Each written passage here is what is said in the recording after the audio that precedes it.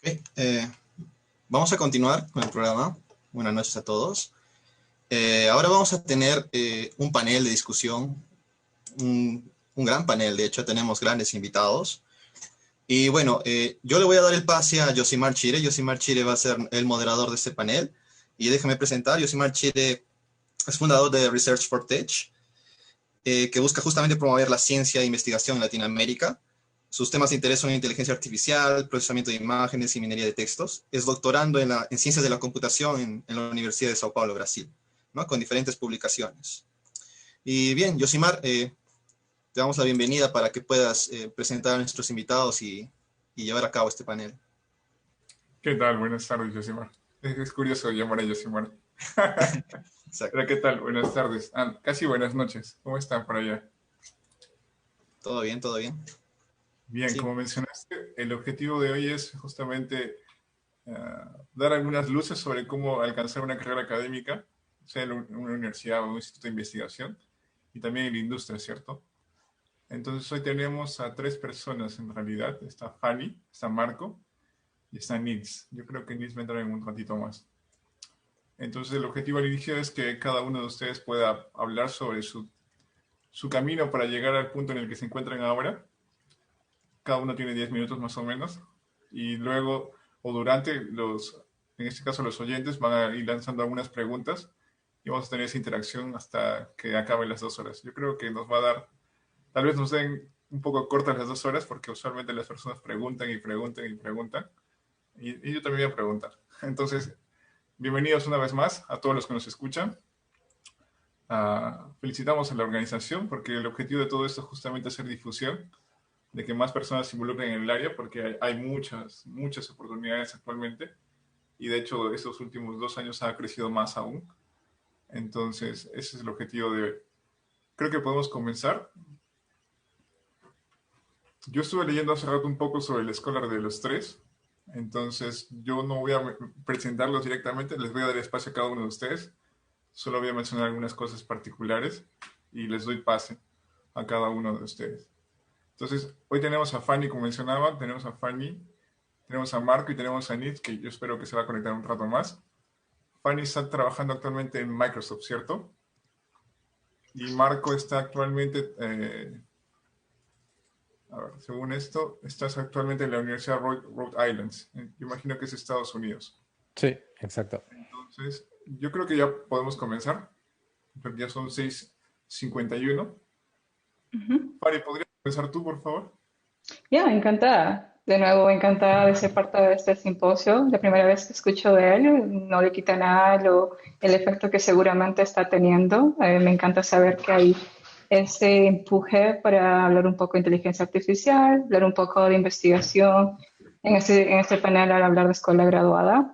A mí me dijeron que tenía que usar un poco de slides, so tengo un slide que pude preparar hoy día. A ver, déjame que lo comparto.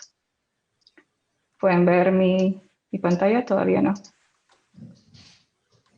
Ahí, ¿funciona? Sí. Ok, genial. So, como decía Yosimar, mi nombre es Fanny, soy un Senior Research Engineer Manager at Microsoft. En parte de Microsoft lo que hago es trabajo en un equipo que es parte de Azure. Lo que hacemos es tratar de acelerar inteligencia artificial at cloud scale, como Azure es parte de Cloud Scale Solution. Para donde estoy ahora, como llegué, es relativamente largo el camino. Les voy a contar un poco de mi historia. Yo soy de Cusco, estudié en Cusco y mi bachillerato, estudié en UNSAC, estudié un bachillerato en Ingeniería Informática de Sistemas. Acabé mi bachillerato, siglos atrás, en el 2005. Y después de bachillerato decidí trabajar mientras hacía mi tesis de bachillerato. Algo que es muy diferente entre Estados Unidos y Perú es que uno necesita hacer una tesis de bachillerato, algo que no se necesita en Estados Unidos. Pero decidí invertir un buen tiempo de mi vida en la tesis y quería hacer algo que sea que es un desafío grande. Creía realmente que para lo que venían las computadoras, el futuro era realidad virtual. Es que mi tesis de bachillerato era hacer un sistema de realidad virtual inmersivo donde uno tenía data gloves y unos guantes de data que podía manipular robots y podía construir robots de diferentes grados de libertad. en 3D. Entonces era un desafío bastante grande. Me tomó un par de años implementarlo junto con un compañero mío del bachillerato. Entre el 2005 y 2007, mientras trabajaba en una compañía española en Cusco, estaba haciendo todavía la tesis. Eventualmente, lo que hacía en la compañía no era no era un desafío tan fuerte para mí, me daba tiempo de hacer el bachillerato, pero al mismo tiempo me aburría.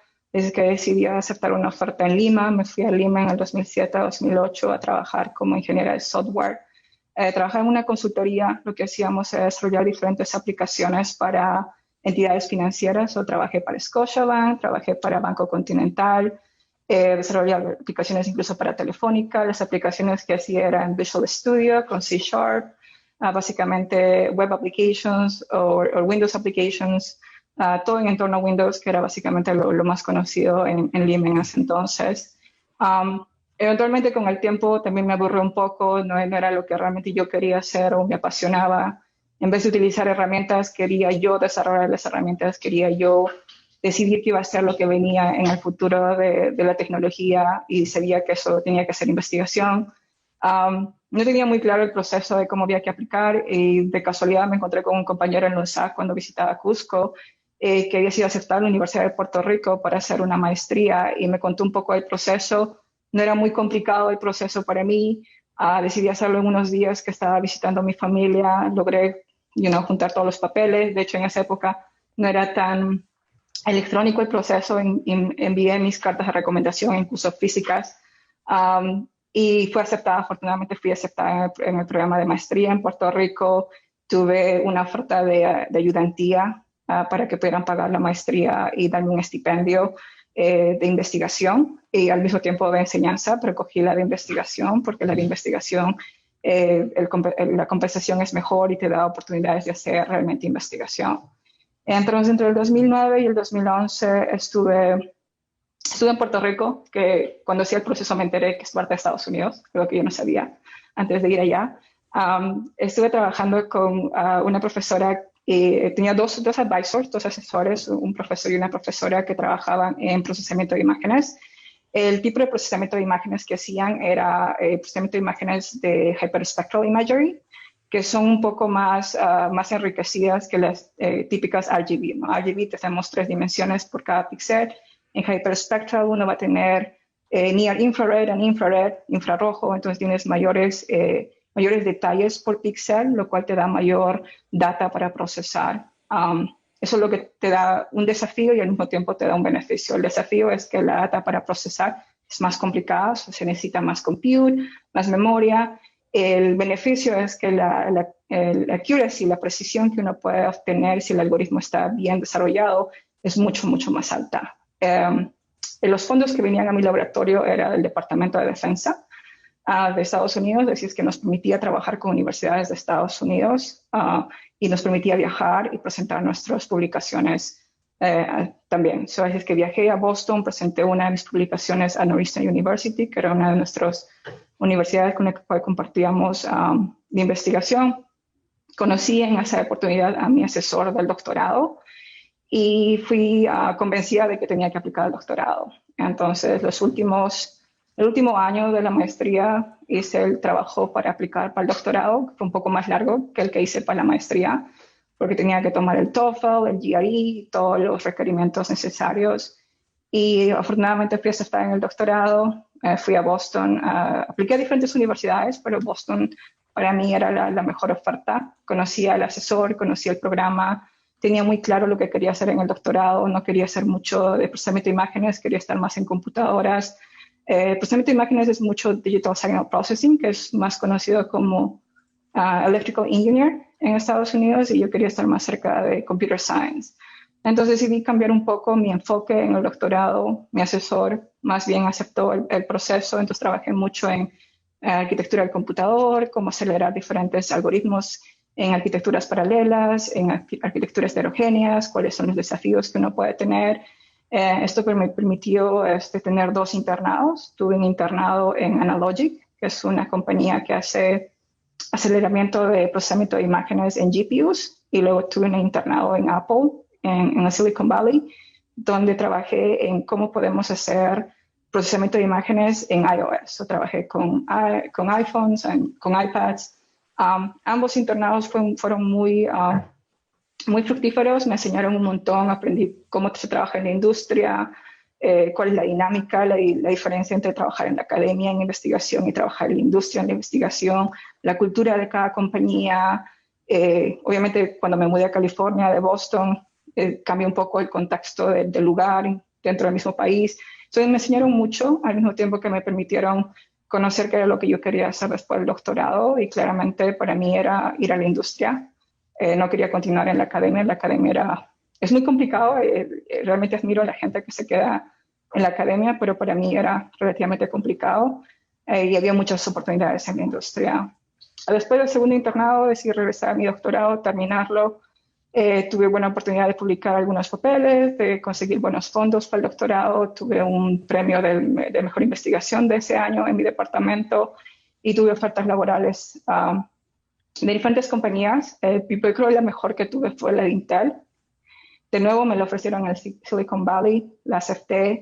Me vine a California de nuevo como Research Scientist en Intel. Trabajé en Intel por un par de años. Lo que hacía en Intel era básicamente, era un equipo de pathfinding. Lo que hacíamos era un poco como ver el futuro de la tecnología de Intel para poder acelerar reconstrucción volumétrica. Entonces ellos estaban invirtiendo bastante en realidad virtual y estaban invirtiendo bastante en reconstrucción volumétrica en 2D. Era algo mucho que era muy cercano a lo que yo había hecho. Trabajaban con arquitecturas paralelas, tenían un impulso en crear un nuevo GPU en Intel. Entonces se alineaba mucho con lo que yo había hecho en el doctorado. Me gustó porque se daba la oportunidad de crear patentes. Alguna gran diferencia que a veces existe en la industria es que no se focaliza mucho en los papers, más en las patentes.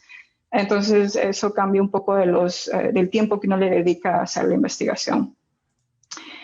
Después de un par de años me pregunté qué otra oportunidad podía encontrar en el mercado.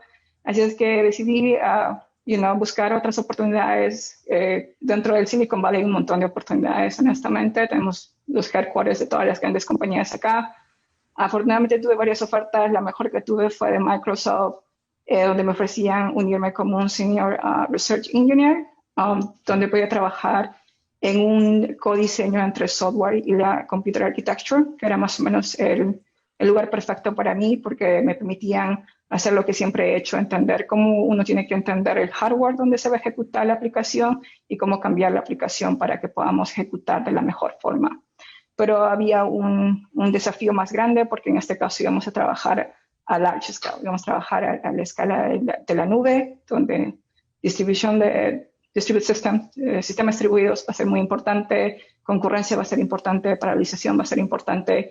Entonces fue súper excitante mudarme a Microsoft, trabajar en eso. Después de un poco de tiempo el equipo creció, ahora soy manager, lidero un equipo en el que trabajamos especialmente con AI, DNNs, trabajamos con Deep Neural Networks, porque estamos en la escala de la nube, trabajamos con transformers, cómo podemos acelerar transformers, qué tipo de optimización podemos hacer para poder ejecutarlo lo mejor que podamos en las diferentes arquitecturas en una escuela tan grande como la de Azure. Esta es mi historia, esto es lo que hago ahora. Encantada de ser parte de este panel y contestar cualquier pregunta que la audiencia tenga. Muy bien, gracias. Muchas gracias, Fanny, por tu presentación. Estaba anotando varias cosas y me llamaban la atención varios puntos que ya los voy a mencionar después. Creo que Nils estaba por ahí, no sé qué pasó con su conexión, yo creo que se conecta en un breve. Marco, ¿podrías continuar? Sí estoy por acá, no sé si me escuchan. Ya, Nils, qué bien, estás por ahí. Es que parece que como que apagas la cámara, desapareces. Me imagino que Desaparezco. Ok. Marco, por favor, continúa. Ya, excelente. Confírmame que puedes escuchar bien. Te escuchamos bien. Ok, perfecto. Gracias. Voy a compartir mi pantalla. Bueno, primeramente, gracias por la invitación a participar en este panel. Yo encantado de colaborar, contribuir y responder cualquier pregunta que después los participantes nos puedan hacer llegar.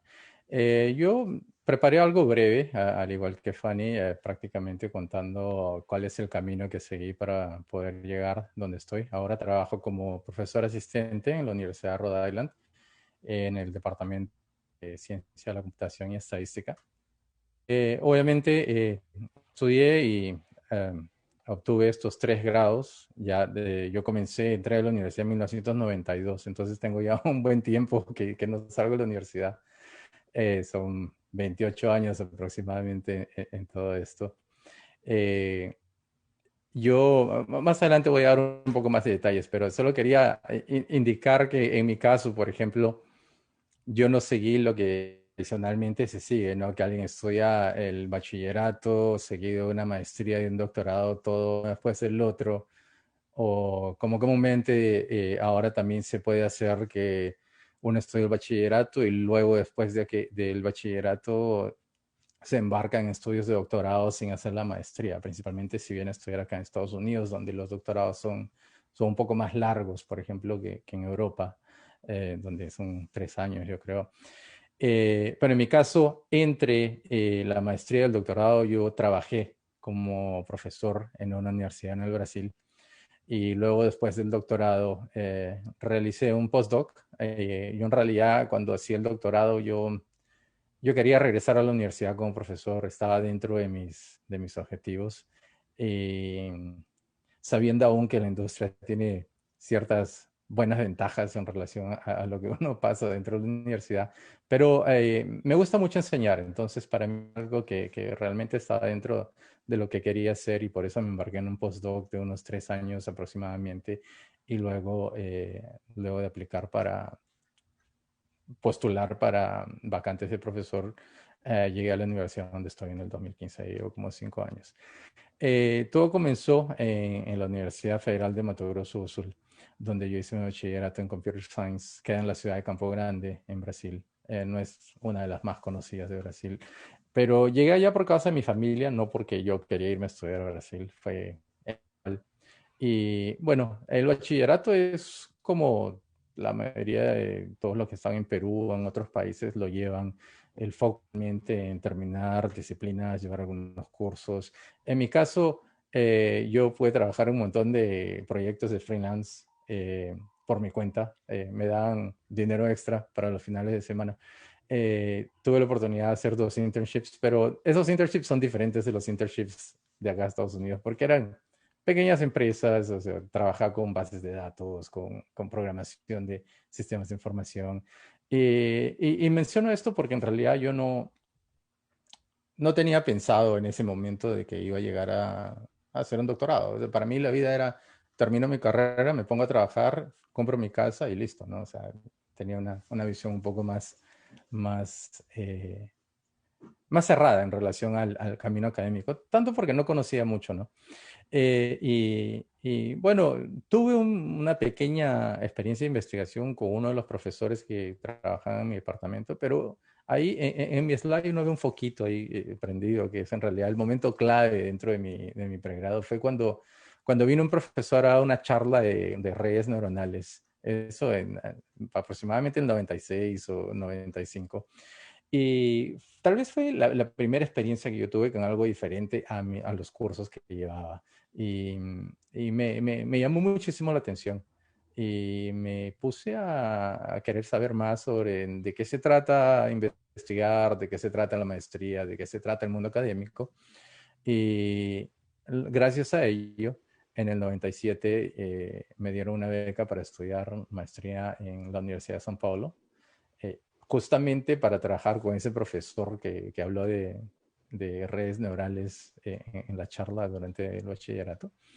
Y bueno, la maestría es como todos saben, ¿no? Mucho menos cursos que el pregrado, pero en este caso, por ejemplo, en el caso de la universidad donde estudié, ahí realmente tuve una buena experiencia en investigación. Y aparte de investigar, eh, fui asistente de enseñanza en 2 cursos, ¿no? Me hacía parte de la beca que recibía. Y luego, casi al terminar la maestría, a través de actos que yo mantenía con gente del pregrado, me invitaron para ser profesor. Y creo que me gustó la idea, porque yo ya me había gustado ser asistente de las clases en la universidad. Y dije, bueno, voy a probarlo. Y eso fue lo que pasó. Regresé a Campo Grande como profesor. Fui profesor por 6 años aproximadamente. Eventualmente, en los últimos 4 años allá fui el director de la escuela.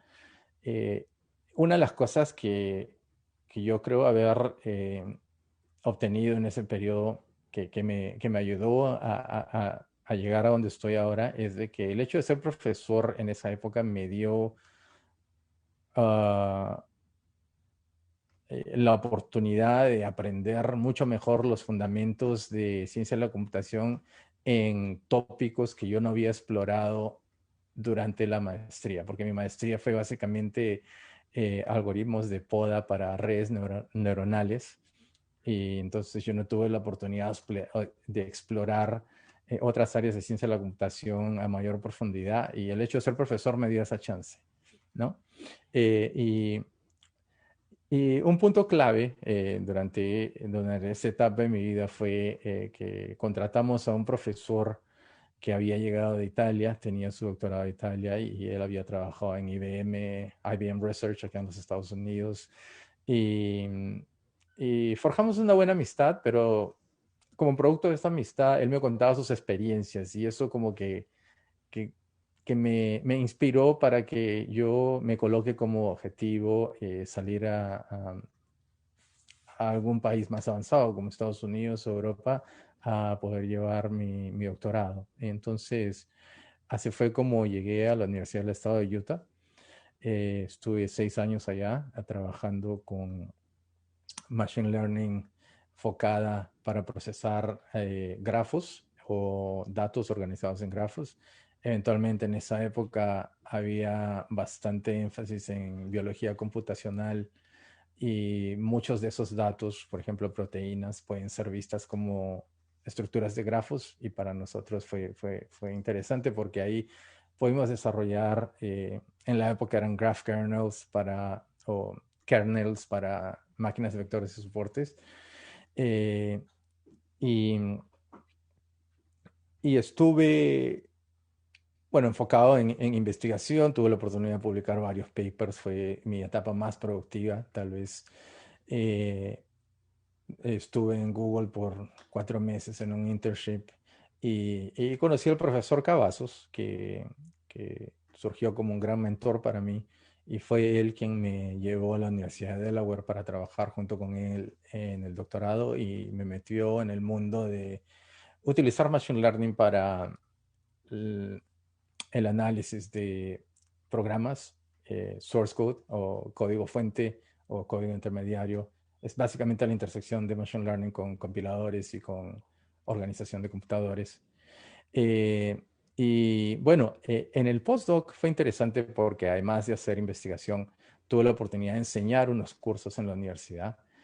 Tuve la oportunidad de aprender cómo escribir propuestas para solicitar fondos para investigación. Viajé bastante, conocí bastantes personas, o sea, el networking fue bastante bueno. Y eso como que me dio una muy buena base para poder eh, postular para plazas o vacantes de ser profesor, ¿no? Yo como yo tenía siempre en mente quedarme en la universidad como profesor, justo esta etapa del doctorado me dio todo este amplio espectro de cosas que me dieron una mejor preparación. Y al final el doctorado, obviamente, en una de mis aplicaciones me aceptaron, recibí una oferta de la Universidad de Rhode Island, estoy muy feliz aquí. Ya llevo 5 años, trabajo con todo lo que un profesor hace en la investigación, supervisando a alumnos o proporcionándoles mentorías, enseñando cursos. Tengo un pequeño grupo de investigación que trabaja en métodos de deep learning aplicados a la optimización, análisis de programas. Y creo que es un largo camino hasta llegar acá. pero muy feliz de estar haciendo las cosas que hago y de trabajar en el lugar donde estoy. Bueno, yo creo que eso más o menos es un resumen de la trayectoria y feliz de poder responder cualquier pregunta. Muy bien, Marco. Muchas gracias por la breve presentación sobre tu camino para llegar a donde estás. Nils, ahora tú eres el siguiente. Puedes continuar. Ya. A ver, déjame compartir mi pantalla. Me confirman si pueden ver. ¿Sí ven mi pantalla? ¿Me escuchan? Muy bueno, primero muchas gracias por la invitación, muchas gracias por estar con el panel y también agradecer a los organizadores que inviertan su tiempo en estas oportunidades para otras personas y también para motivar a las futuras generaciones, ¿no? Bueno, la presentación que yo hice la hice un poco diferente. Voy a hablar un poco de cómo llegué hasta aquí, pero también quería centrar un poco, tal vez un poco en las oportunidades de trabajo internacional y tal vez darles algunos consejos o algunos tips que les sean de utilidad, ¿no? Bueno, yo soy originalmente de Cajamarca, pero yo hice mi pregrado en la Universidad Nacional de Trujillo. La carrera que yo estudié fue informática, pero en sí tiene muchos cursos de ciencia de la computación, mucha base matemática, de algoritmos. Y bueno, ya cuando ya estaba más o menos acabando la universidad, a veces nosotros hacíamos eventos, venían gente de Lima, gente de Arequipa, y de alguna manera los profesionales de Arequipa nos sugirieron, ¿por qué no van a Brasil? ¿Por qué no van a estudiar por allá? Hay becas, hay buenas opciones allá. Entonces, bueno, se nos dio la curiosidad de explorar y aplicar. Entonces, yo postulé al POSCOM, di mi POSCOM, postulé al ICMC, al IME, y al final fui a estudiar la maestría en la Universidad de Sao Paulo, en el ICMC en Sao Carlos, y yo hice mi especialidad en inteligencia artificial. Trabajé más en el área de ensembles aplicados a grafos, a redes sociales. Y ya bueno, cuando ya estaba acabando la maestría, bueno, mi orientador me decía, quédate al doctorado, ¿por qué no hacemos ya el proyecto? Te quedas continuos, ya no te preocupas. Pero también yo tenía la curiosidad de explorar y decía, bueno, hay personas que han ido a Estados Unidos, ¿por qué no lo intento? Al menos para ver qué sale o tanta cosa así. Entonces, en ese proceso yo conversé con José Bayochi, le dije, bueno, yo sé que has hecho tu doctorado allá en la Universidad de Pittsburgh, no sé cómo es el proceso de postulación, si me puedes orientar, me puedes dar alguna idea. Bueno, me explicó más o menos cómo era el proceso de postulación, y bueno, tenía que dar examen del TOEFL, del GRE, y todo eso de ahí. Entonces, en ese proceso yo regresé a Perú más o menos en septiembre. Digamos que en septiembre tuve que prepararme para el GRE, para el TOEFL, y más o menos para fines de diciembre ya tenía que enviar todos los papeles para postular a todas las universidades, ¿no? Yo postulé como a 5 universidades. De las 5 universidades, una me pidió estado financiero, no lo envié. De las otras 4, una no me aceptó, 3 me aceptaron, pero de las 3, solo la Universidad de Pittsburgh me dio financiamiento económico. Entonces, bueno, yo fui a la Universidad de Pittsburgh a estudiar, ¿no? Y, y bueno, luego ya, primero comencé trabajando un poco más en el área médica con Machine Learning, pero luego tuve que cambiar de orientador por problemas de financiamiento y terminé trabajando con visión por computador. Y bueno, yo acabé mi doctorado ahí, tuve la suerte de tener buenas publicaciones en CVPR, AAA, BNBC, y después ya empecé a buscar un poco trabajo, ¿no? Y en la parte de buscar trabajo, bueno, apliqué a varias empresas y también, bueno, durante el doctorado tuve la oportunidad de hacer 2 internships. Un internship lo hice en ETS, Educational Testing Service, que es la compañía que toma los exámenes, el TOEFL, el GRE, que eso fue un poco más trabajar con texto, y otra fue más en ABB, que es una compañía de robótica, pero el proyecto era más detectar algunas fallas en las fábricas, si había cierta contaminación o si había cierto material corrosivo usando visión por computador. Bueno, y ya una vez que acabé el doctorado me puse a buscar trabajo y gracias a Dios encontré en Snap Inc. y actualmente soy investigador. Ahora, lo que les quería contar un poquito más o enfocar un poco más la charla, tal vez primero contarles en qué equipo yo trabajo y después tal vez hablar un poquito más de cómo fue la búsqueda de trabajo, ¿no? Yo trabajo en el equipo de Computational Social Science. Más que todo es un equipo interdisciplinar que nos centramos en diferentes expertise. Por ejemplo, hay personas más focadas en psicología, behavioral science, que intentan entender la experiencia del usuario. Hay personas más trabajando con data mining, normalmente más con grafos, tratan de analizar un poco más la comunidad.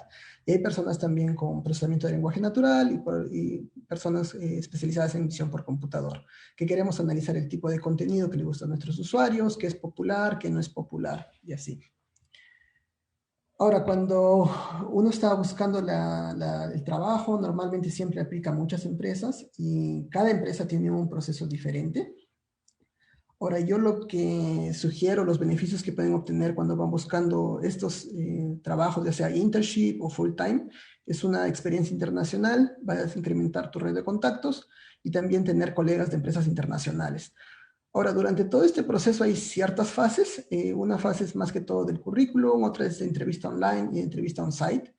Voy a tratar de ir rápidamente por cada uno. Yo lo que les aconsejo tal vez es mejorar un poco sus habilidades, ya sea tecnológicas o tal vez de IDs o herramientas que usen para la investigación y tal vez describir un poco más de su experiencia de trabajo, ¿no? Y cada experiencia tal vez de documentar qué es lo que han logrado o qué han usado, si han tenido publicaciones, si han tenido un GitHub repository, un proyecto o algo así. Y también hablar algunas cosas de sus proyectos. Normalmente cuando uno está haciendo la maestría o el doctorado no tiene mucha experiencia, digamos, en la empresa, pero también todos los proyectos que se han hecho en los cursos, los proyectos de fin de curso, las publicaciones, también son importantes porque tú estás demostrando qué habilidades has usado, qué técnicas has usado, qué son los resultados que has obtenido también en cada una de esas experiencias. Ahora, para buscar trabajo, lo que recomiendo también es que hayan realizado prácticas preprofesionales, participar en proyectos de investigación, haber realizado un intercambio académico, realizar una maestría, participar en un curso de programación, también aprender algunos cursos online en Coursera. Y bueno, creo que en Perú a veces no tenemos muchas oportunidades de salir, pero también es bueno explorar las oportunidades que tiene de intercambio cada universidad, ¿no? Hay algunas universidades que tienen opciones de intercambio para irse a Brasil, Estados Unidos u otros lugares. Entonces, es bueno uno ir conociendo estas opciones y también a veces uno cuando sale como egresado, tal vez forjar estas redes para que otras personas tengan estos beneficios y tengan una mayor facilidad de poder irse, ¿no? Y bueno, yo les puedo contar de Brasil, hay un programa que se llama Programa de Estudiantes de Graduación, que es como una beca, que les ayudan también para que vayan a hacer estos intercambios. Después también otra cosa es mejorar un poco el CV, ¿no? Bueno, ya estamos en otra era de tecnología, tal vez cuando yo era estudiante de pregrado no había muchas opciones para estudiar gratuitamente o buscar buenos materiales de educación, ¿no? Ahora hay Coursera, y Coursera normalmente en la mayoría de sus cursos ofrece un apoyo económico, y este apoyo económico significa que no tienes que pagar nada para llevar este curso. Y son muy buenos cursos, tienen profesores de muy alto nivel y también el contenido es muy buen estructurado y de gran ayuda, ¿no? Otra cosa también para mejorar el CV, bueno, tal vez muchos aquí conocen, hay una organización que se llama ahora Latinx in AI, y muchas de estas organizaciones promueve workshops en buenas conferencias como IEEE, NeurIPS, ICML, CVPR. Y yo pienso que esta es una buena opción para iniciar, tener un roce internacional en otras de estas conferencias. Bueno, algunos requisitos que tal vez cuando salgan estos workshops o pueden entrar a la página y ver también es un resumen de artículo, también normalmente fundamentar por qué eres un buen candidato para recibir apoyo económico. Normalmente está abierto para todo tipo de estudiantes, sea de pregrado, de posgrado, de maestría o de doctorado, ¿no? Y también los beneficios es que es la posibilidad de una beca, que normalmente cubre el viaje, alojamiento y visa. También es aprender el estado del arte, ya que uno va a estas conferencias para conocer qué es lo último que está de moda o qué es las últimas tendencias, ¿no? Y también hay una feria internacional de trabajo donde uno puede interactuar con las empresas. Ahora, un tip que tal vez todavía no muchos saben, este año va a haber Latinx en CVPR, y ahí está la página, si están curiosos pueden ir a explorar y también ver las oportunidades. Y también la intención es que vamos a ofrecer apoyo económico para registrations grants. Y también ahora para este apoyo económico, las sugerencias, bueno, pueden entrar al link que les comparto ahora, pero la idea es que un poco se presenten, tal vez fundamentar su situación económica, por qué necesitan este apoyo, y también fundamentar qué beneficios van a obtener de este evento, ¿no? Van a buscar mejores oportunidades de posgrado, mejores oportunidades de trabajo, o cómo van a aprovechar esta oportunidad, ¿no? Y la última parte es un poco más de conclusión. Ahora también para mejorar el CV normalmente es bueno que hagan alguna maestría o algún doctorado. Por ejemplo, en el caso de Brasil pueden ir por el PostCom, o en el caso de Estados Unidos se tiene que dar un GRE o un TOEFL. Ahora, lo que yo les estoy hablando más que todo, yo lo veo como, digamos, como un capital semilla. O sea, son opciones que les están dando el camino inicial. Pero este camino normalmente les va, digamos, llevar más responsabilidades, les va a dar opciones de hacer internships, publicaciones en conferencias internacionales, estudios en el exterior, ser investigadores reconocidos, también formar las nuevas generaciones, ¿no? Ahora, bueno, en la parte de luego de mejorar el CV también viene un poco más de la entrevista. En la entrevista yo normalmente veo 4 tópicos o 4 estructuras que un poco son más de conocimientos, que pueden ser preguntas abiertas o cerradas. Bueno, lo que yo les sugiero acá es llevar sus cursos de Coursera. También hay otra parte que son los proyectos, que tienen que saber bien al detalle sus proyectos. Puede ser que les pregunten proyectos de hace 2 años o 3 años que no recuerdan. Y también hay preguntas un poco más de behavioral, que son un poco más psicológicas, o de programación, ¿no? Y en el caso de programación o behavioral hay un libro que se llama Cracking the Coding Interview, que les puede dar una idea de cómo prepararse un poco mejor, ¿no? Bueno, acá es el ejemplo del índice, porque hay behavioral questions, análisis de complejidad, algunos temas como pilas, colas, árboles, y así. Algo más también que les puede servir aquí es, hay un website, LeetCode, que les ayuda mucho a entrenarse y a tener situaciones similares a la de entrevista. Y alguna cosa última que es la on-site interview. La diferencia aquí que yo veo más que todo es con el Job Talk. Y normalmente en el Job Talk tú presentas, digamos, la investigación que has hecho en la maestría o en el doctorado, pero la idea también es que tú relaciones cada uno de tus proyectos con la empresa, ¿no? Cómo tú podrías apoyar con tu expertise al que la empresa sea mejor. Bueno, esa es toda mi presentación. Gracias. Gracias, Dean, por la presentación. Creo que ahora podemos comenzar con la parte más interesante de todo eso, las preguntas. Yo tengo una curiosidad. Marco, ¿tú de dónde eres? No me llegaste a mencionar. Ah, yo soy peruano. ¿De sí, qué ciudad? en Tacna. Tacna. Ah, Sí. mira. Ya, bien, yo trato de saber eso porque usualmente las personas de Lima piensan que solo existe Lima. Ah, Se no, refiere no. a los demás departamentos como provincias, ¿cierto? Ese es un vicio en el lenguaje. Y también, curiosamente, si bien nuestro país está centralizado en la capital, en el tema de computación no sucede eso. Computación está más distribuido y aparece a nivel nacional primeramente Arequipa, como lo mencionaba Nils. Por ahí puede aparecer luego Lima, porque arequipeños se fueron a Lima. Están está la Universidad de Trujillo. También aparece un grupo de UNSAC en Cusco. Y por ahí un grupo de otro departamento, ¿no? Entonces, bueno, tenemos mapeado todo ese tema a nivel de computación, a nivel nacional. Lamentablemente, existe todavía esa diversidad de nombres a nivel de Perú, que espero que en el tiempo se vayan alineando hacia lo que es realmente computación. Entonces, comencemos con las preguntas. Yo creo que vamos a ir por 3 etapas. El inicio, cómo comenzaron ustedes. Luego la etapa media, ya en marcha por el lado de maestría, doctorado, y final por el lado de en qué estado se encuentran actualmente. Entonces, yo creo que puedo lanzar una primera pregunta. La primera es, ¿por qué escogieron seguir una maestría o doctorado? ¿Cuál fue su primera motivación? ¿Cómo es que se dieron cuenta de todo esto? No se peleen por responder. Puedo darle un intento de responder. Particularmente yo creo que siempre quise hacer investigación, siempre estuve fascinada con desarrollar algo nuevo, algo que sea innovación, y en ese entonces para mí innovación solo se traducía a investigación. Durante mi bachillerato en la UNSAC tenía un profesor que era el fundador de mi programa era relativamente nuevo, posiblemente cuando yo ingresé tendría 10 años, el programa de Ingeniería Informática y de Sistemas. Y él fomentaba mucho investigación, él fomentaba mucho que eso era fundamental.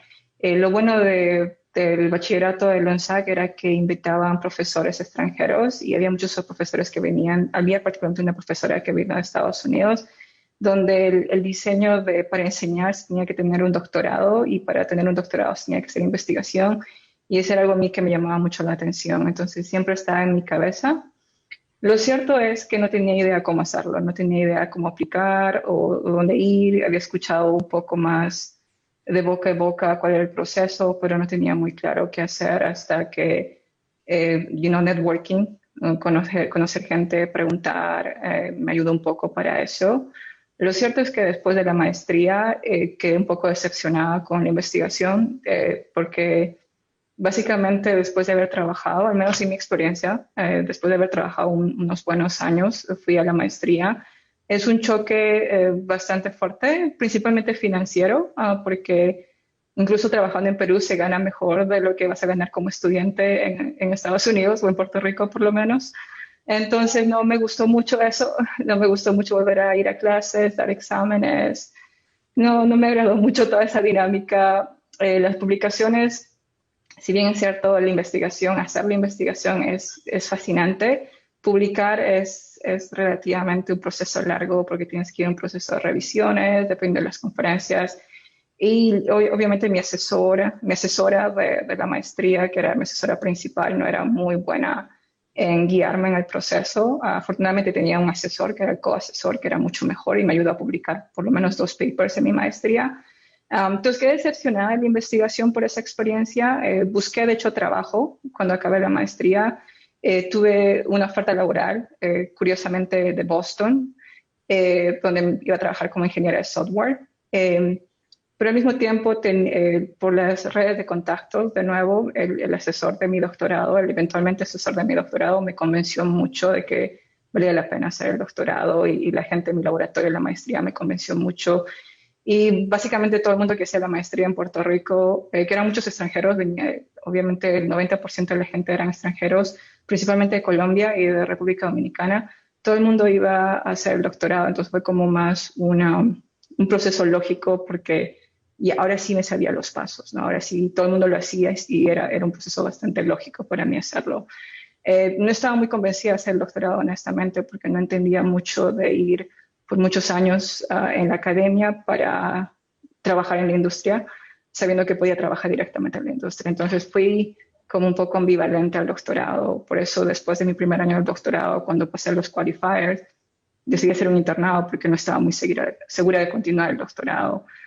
Mi asesor fue bastante más inteligente porque él me puso en un internado de investigación, lo cual me dio la oportunidad de qué es lo que me estaba perdiendo si no acababa el doctorado.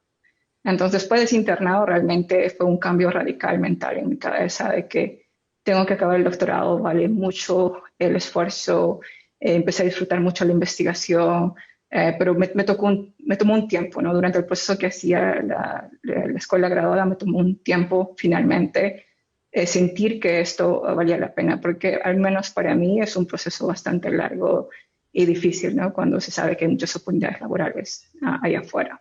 Entonces serían mis 2 cents, como dicen acá. Gracias, Fanny. Marco, Nils. Bueno, yo puedo conversar para cambiar un poco el orden. Bueno, en mi caso yo pienso que es una decisión muy personal. Yo creo que muchas personas van a tener diferentes opiniones encontradas en esto de acá. Yo lo que creo que me motivó un poco más es tratar de entender mejor cómo funciona, por ejemplo, una red neuronal, cómo funciona un algoritmo de aprendizaje. Y para mi suerte, cuando yo estudié el pregrado, bueno, muchos de mis profesores ni siquiera tenían maestría ni doctorado, pero habían profesores que sí les gustaba investigar y que tenían mucha motivación. Eran unos profesores que tú los veías y decías, yo quiero ser como él. O sea, yo quiero seguir esa motivación que ellos tienen, ¿no? Y ellos nos decían, bueno, ¿por qué no investigan o hacen estos proyectos o hacen estas aplicaciones? Nomás, siempre los cursos que llevamos con ellos eran más que todo de proyectos, o sea, hagas esto de acá aplicado a esto o a lo de acá. Y bueno, ya cuando yo estaba más o menos acabando, bueno, yo ahora estoy en séptimo, octavo ciclo, y justo los profesores nos dicen chicos, nos vamos a ir a Chile y vamos a hacer nuestro doctorado. Y bueno, da pena, ¿no? Da pena que justo los profesores tal vez que más te motivaban se están yendo, ¿no? Pero también de parte de los alumnos yo creo que siempre hubo esa motivación de salir afuera. Y también como nosotros hacíamos eventos, que a veces venía gente de Arequipa o gente de afuera, yo recuerdo que Marco también estuvo en uno de esos eventos explicando o exponiendo, y de alguna manera también nos motivaban. Entonces decíamos, ¿por qué nosotros no intentamos salir afuera, ¿no? ¿Por qué no intentamos ir a Brasil o a otro lugar? Tal vez la opción más fácil o asequible en esos tiempos fue ir a Brasil. Y en esos tiempos todavía no se daba el POSCON en Trujillo. Yo recuerdo que tuve que ir a Lima. Entonces yo fui a Lima, di el POSCON. Y también en esos tiempos yo desconocía mucho el proceso, ¿no? Yo desconocía mucho el proceso de buscar la universidad, que el ranking de la CAPES, que tanta cosa como aplicar. Para mí fue muy simple. Simplemente le pregunté a un amigo de Arequipa, ¿a qué universidades vas a postular? Ah, ya. Y se me sea Lima. Ah, ya, deben ser buenas universidades. Y postulé a esas universidades, ¿no? Y después, bueno, vienes los requisitos, mandas los papeles. Y una cosa también que lo sentí diferente es que tal vez uno como estudiante tenía mucha desconfianza de la bolsa. Decías, ¿será una bolsa de verdad o será que nos están engañando? O cómo funciona esto, ¿no? Entonces uno como que tiende mucho a preguntar o a indagar sobre estas cosas. Y bueno, yo al inicio sí tenía dudas de ir, más que todo por la parte económica. Y bueno, yo iba a comenzar la maestría en marzo, iba a comenzar en marzo, pero como había habido huelgas y yo acabé creo a fines de marzo, no pude comenzar en marzo la maestría. Entonces prácticamente pedí que si me podían esperar para julio. Y ya en julio, bueno, el ICMS me confirmó, sí, no hay problema, puedes empezar en julio, pero también en la nueva carta de aceptación ellos me ofrecieron una bolsa. Y ya cuando me ofrecieron la bolsa, yo ya no tenía dudas, yo ya no tenía dudas de ir a estudiar allá, ¿no? Y yo pienso que, solo para concluir, que la mayor motivación mía fue tratar de entender qué había por detrás, tratar de tener un conocimiento profundo más de cómo funciona tal cosa o cómo se hace esto de aquí, ¿no? Gracias, Nils. Marco, tal vez tienes algo más para acotar. Sí, yo creo que sí, algunos pequeños detalles. Creo que Fanny y Nils ya cubrieron bastante de lo que se espera para la pregunta. En mi caso, creo que lo mencioné en mi presentación. Yo no tenía idea de qué era investigación o cómo funcionaba el mundo académico, entonces yo no podía decir que quería hacer eso porque no lo conocía. Y fue realmente una eventualidad y es porque tuve la oportunidad de estar en una charla que realmente me mostró un mundo diferente al que aprendía en la universidad, ¿no? Y eso yo creo que tuvo un papel fundamental en mi caso. Y hay que recordar también que en esa época no había internet, ¿no? Por ejemplo, hoy en día gente del pregrado pues puede mirar una charla del MIT o de Stanford o de Berkeley en cualquier momento, cualquier hora, y es una época distinta, ¿no? Pero en la época en que yo estaba estudiando, mi primer contacto con temas de investigación fue de esa forma y realmente me fascinó.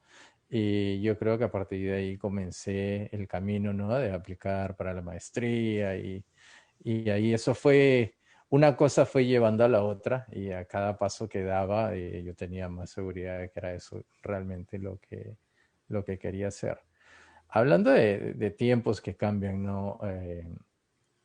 Hoy en día, por ejemplo, hacer investigación uno la puede hacer dentro del ámbito universitario, pero también uno puede hacer investigación en empresas, ¿no?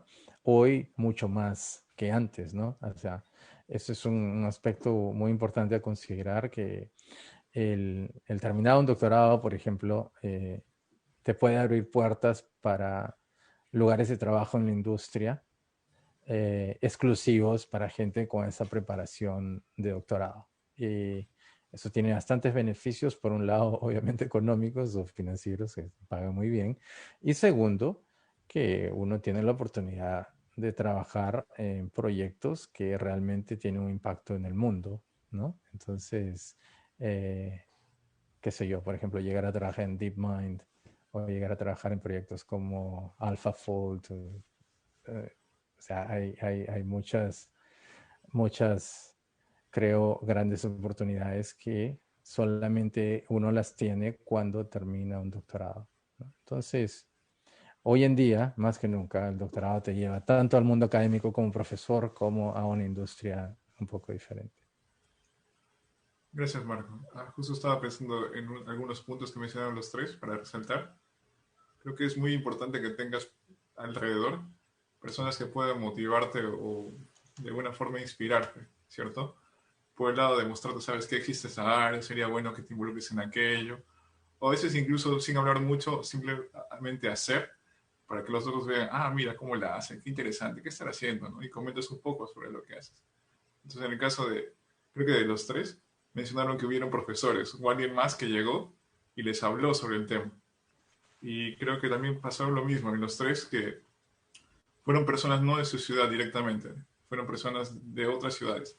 Creo que solo en el caso de Nils, que eran profesores de su universidad que ya comenzaban a hacer cosas de forma más autónoma. Pero en general, Brasil suele ser un buen, ¿cómo se podría decir? Difusor de conocimiento hacia varias partes de Sudamérica. De hecho, Arequipa tiene bastantes egresados de Brasil y de alguna u otra forma sigue esparciendo hacia diferentes ciudades. Un punto también que mencionaban ustedes que es muy importante es el networking. Si por ahí mencionaba, por ejemplo, el lado de Snapshot, Nils, un poco el lado de grafos. Si tú eres un nodo que está aislado de toda la red que existe a nivel local, nacional o internacional, simplemente estás aislado, ¿cierto? Y no puedes acceder a las oportunidades. Ni siquiera te enteras que existen grupos o comunidades, eventos, ofertas de trabajo. Estás totalmente desconectado.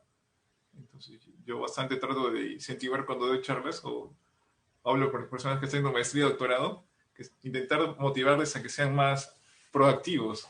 A veces pasa que las personas que están haciendo maestría y doctorado piensan, yo solo me voy a quedar en la academia, está bien, pero no crear un camino o un espacio para ir después cuando termine su maestría y doctorado, ¿cierto?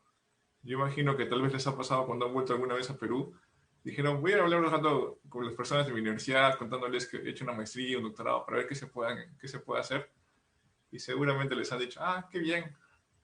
Y no ha habido mucha respuesta de su parte, ¿cierto? No sé si les ha pasado, tal vez pueden comentar un poco sobre eso. Yo puedo comentarte un poco mi experiencia y yo creo que estás básicamente en point. Cuando me fui a Puerto Rico, quedé fascinada de la cantidad de gente extranjera que venía de Colombia y de República Dominicana a hacer escuela graduada, y cómo era como un escalón, ¿no? De Puerto Rico todo el mundo se iba a US, a Estados Unidos, a las universidades de Estados Unidos. Hay mucha gente del UNSAC que se va a Puerto Rico, pero principalmente la carrera de matemáticas, algo que yo me enteré cuando estaba allá. Hay una buena población de peruanos en Puerto Rico del Departamento de Matemáticas del UNSAC, y yo creo que es el boca a boca, ¿no? Alguien se fue y luego convenció al otro, y así empezaron a convencer a un montón de gente. Entonces yo pensé que eso podía suceder en mi carrera, ¿no? En informática. Entonces a mí me dijo un compañero y empecé a comentar. Cuando me fui, regresé las primeras vacaciones de verano y empecé a comentar a todo el mundo, pero de alguna forma a todo el mundo le pareció complicado salir del país. Incluso salir de Cusco a veces les parecía muy complicado ir a Lima. Entonces, por mucho que les trataba de reducir los pasos a pasos relativamente simples, porque yo creo que la gran ventaja de Puerto Rico es que está dentro del sistema americano, pero no es tan exigente en el proceso de admisión. Por ejemplo, te piden GRE and TOEFL, pero si vienes del UNSAC, por ejemplo, no es necesario porque ya tiene un récord la universidad, entonces tienen ciertos filtros que permiten hacer eso. Si no conocen la universidad es un poco complicado. Dentro del proceso de admisión a las universidades evalúan diferentes aspectos, ¿no? Evalúan, por ejemplo, tus notas, evalúan de qué universidad vienes, de dónde viene tu carta de referencias y cuál es tu SOP, tu Statement of Purpose, de la razón por la cual tú crees que debería ser aceptado.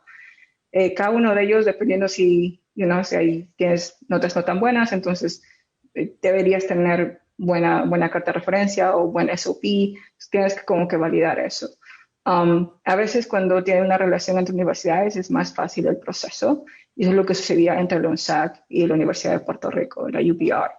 Entonces pensé que eso iba a ayudar a un montón de gente que empezara a someter sus aplicaciones, pero me di con la sorpresa de que a pesar de que el proceso era relativamente más sencillo que irse, por ejemplo, a Estados Unidos, donde había que tomar el GRE y el TOEFL, todavía la gente no estaba muy convencida, no querían o aplicaban y cuando de pronto eran aceptados, lo cual me pasó un montón de veces, tenía muchos compañeros o gente que conocía que había aplicado y habían sido aceptados con ayudantía, que es la beca que se conoce acá, y decidían no ir porque no sentían que eso era para ellos, ¿no?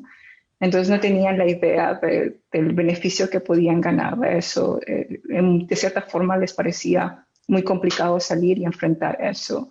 Entonces eventualmente uno pierde un poco la fuerza, ¿no? Ya decidí de insistir, ya no insistí, ya no empecé a hablar de eso. Sentí que era una pérdida de tiempo, lamentablemente. Pero eventos como este me vuelve a dar ánimos de que, de que hay una nueva generación que va a estar más interesada y que espero que haya más gente, ¿no? Que haya más gente que venga acá. Claro. Nils, Marco, ¿tú tienes alguna experiencia cuando volvieron a sus universidades intentando replicar?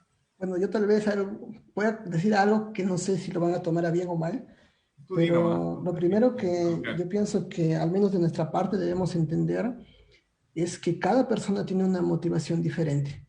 Hay personas que les va a gustar más la academia, hay personas que les va a gustar más la industria, hay personas que por X razones quieren quedarse en la ciudad donde están, no quieren salir, y yo creo que también nosotros debemos entender eso. Y con esto no quiero decir que no hagamos ningún evento allá, que no promovamos nada, simplemente que cada persona es diferente y tiene un proceso único en la vida, ¿no? Y con esto, bueno, yo puedo contarles, creo que he tenido experiencias buenas y experiencias malas.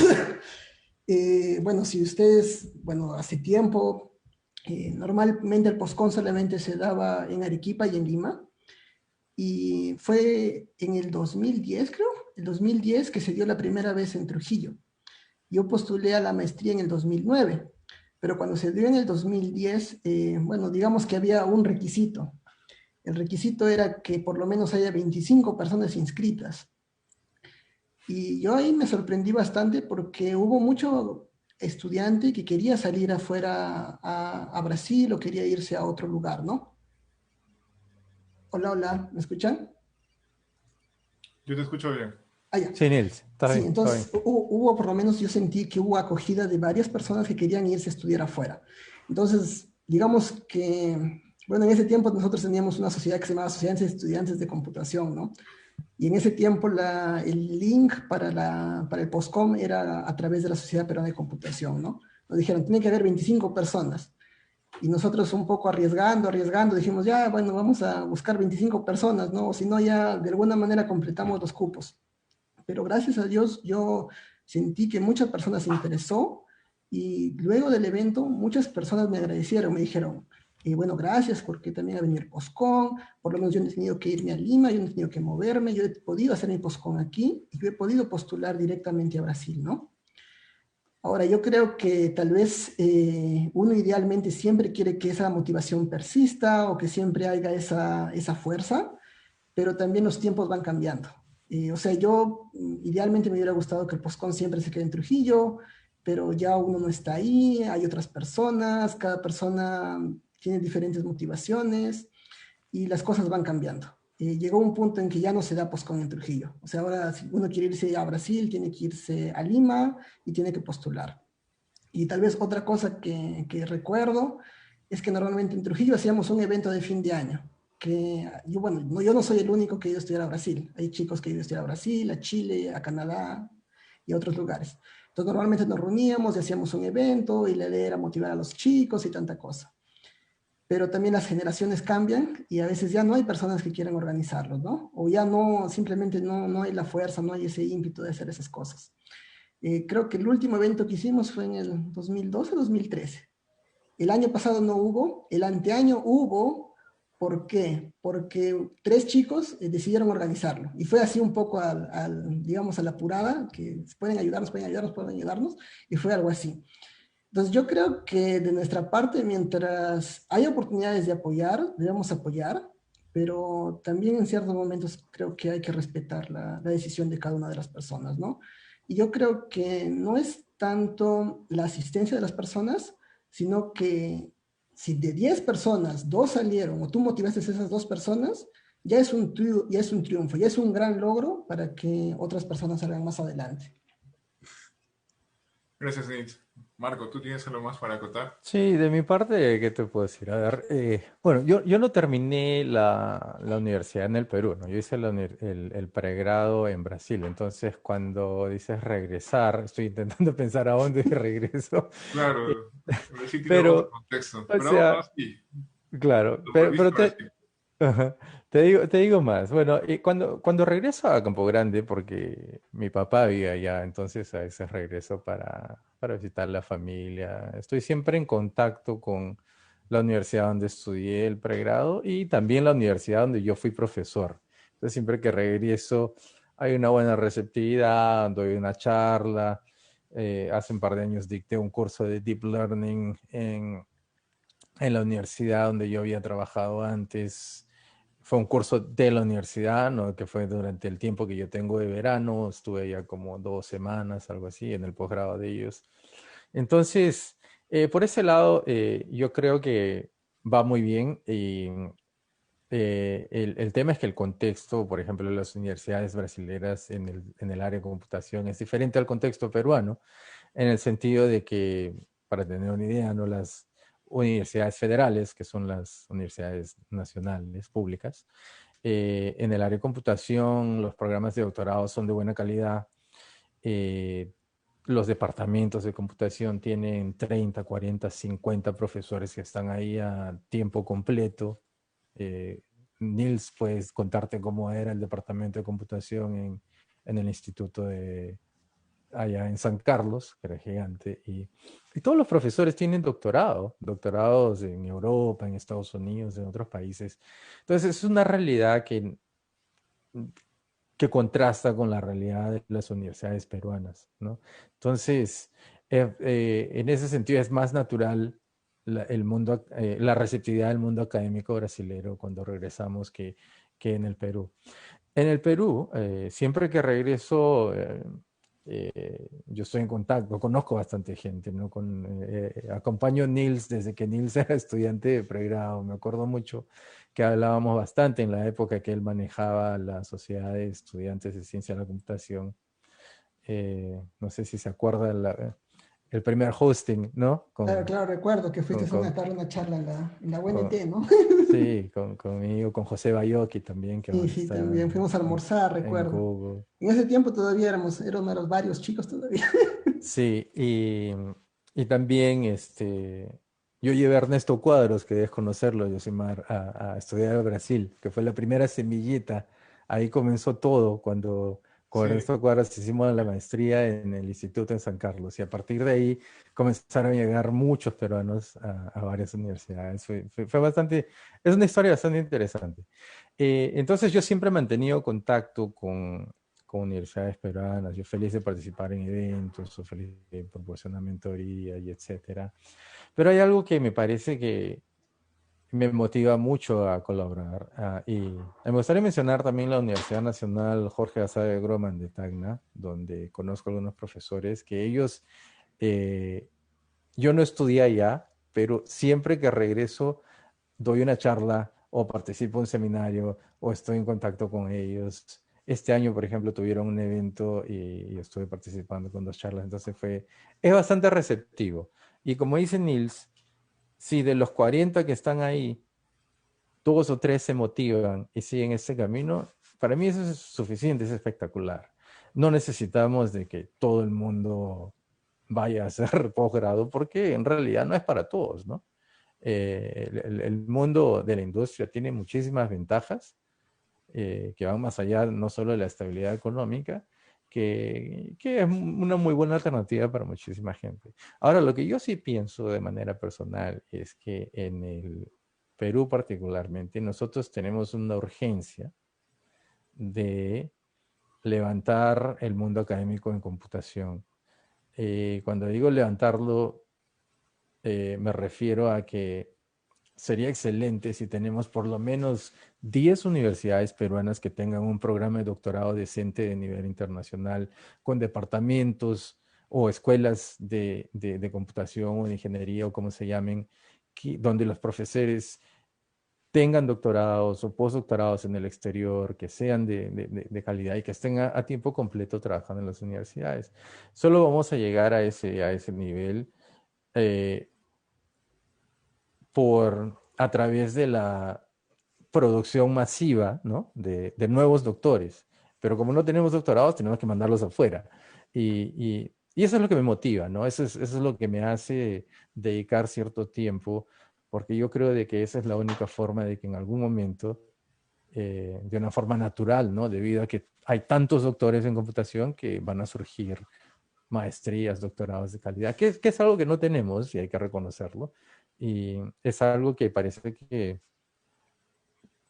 el gobierno no lo tiene como prioridad, entonces va a tener que ser hecho por nosotros, ¿no? Entonces, y eventos como este, claro, definitivamente contribuyen muchísimo para ese objetivo final, pero yo creo que tenemos que apuntar a eso. Solo para agregarte un comentario, Sí. Marco, necesitas recordar que cuando yo estaba haciendo la maestría en el ICMC, bueno, una vez yo pregunté cómo se formó el programa de doctorado, tanta cosa. Y uno de los profesores me dijeron que ellos decidieron formarlo, pero ¿cómo lo formaron? Dijeron, la gente que está haciendo maestría va a ir a hacer doctorado afuera, van a regresar y así vamos a formar nuestro programa de doctorado. No sé si tal vez te contaron algo parecido, pero solo la mentalidad de cómo ellos lo formaron o cómo lo pensaron crear, pienso que es totalmente diferente a lo que tal vez nosotros como peruanos lo vemos o como el gobierno lo ve, ¿no? Yo creo que eso va a comenzar a surgir naturalmente cuando aumentemos la masa crítica, ¿no? Yo creo que Arequipa ha dado buenos pasos en tener, por ejemplo, gente católica San Pablo, de la UNSA o de la Católica Santa María que ha salido afuera y, y han llegado a tener, o son doctores ahora, o están en camino de serlo. Hay un buen número y eventualmente esa gente va a regresar. Algunos ya regresaron. Pero cuanto más regresen, mejor. Y por otro lado, o sea, yo digo Arequipa porque conozco a varias personas de allá. No quiero decir de que en Trujillo, en Cusco, en Lima no lo hagan, sí lo hacen, pero estoy mucho más familiarizado porque conozco a bastantes personas, entonces sé de que existe ya. Y esto comenzó. Si regresamos en el tiempo, en la época que yo y Ernesto Cuadros hacíamos la maestría o el doctorado en San Carlos, hasta ahora. Estamos hablando del 97 al, qué sé yo, 2017, eh, prácticamente más de 20 años, ¿no? Que estamos ahí.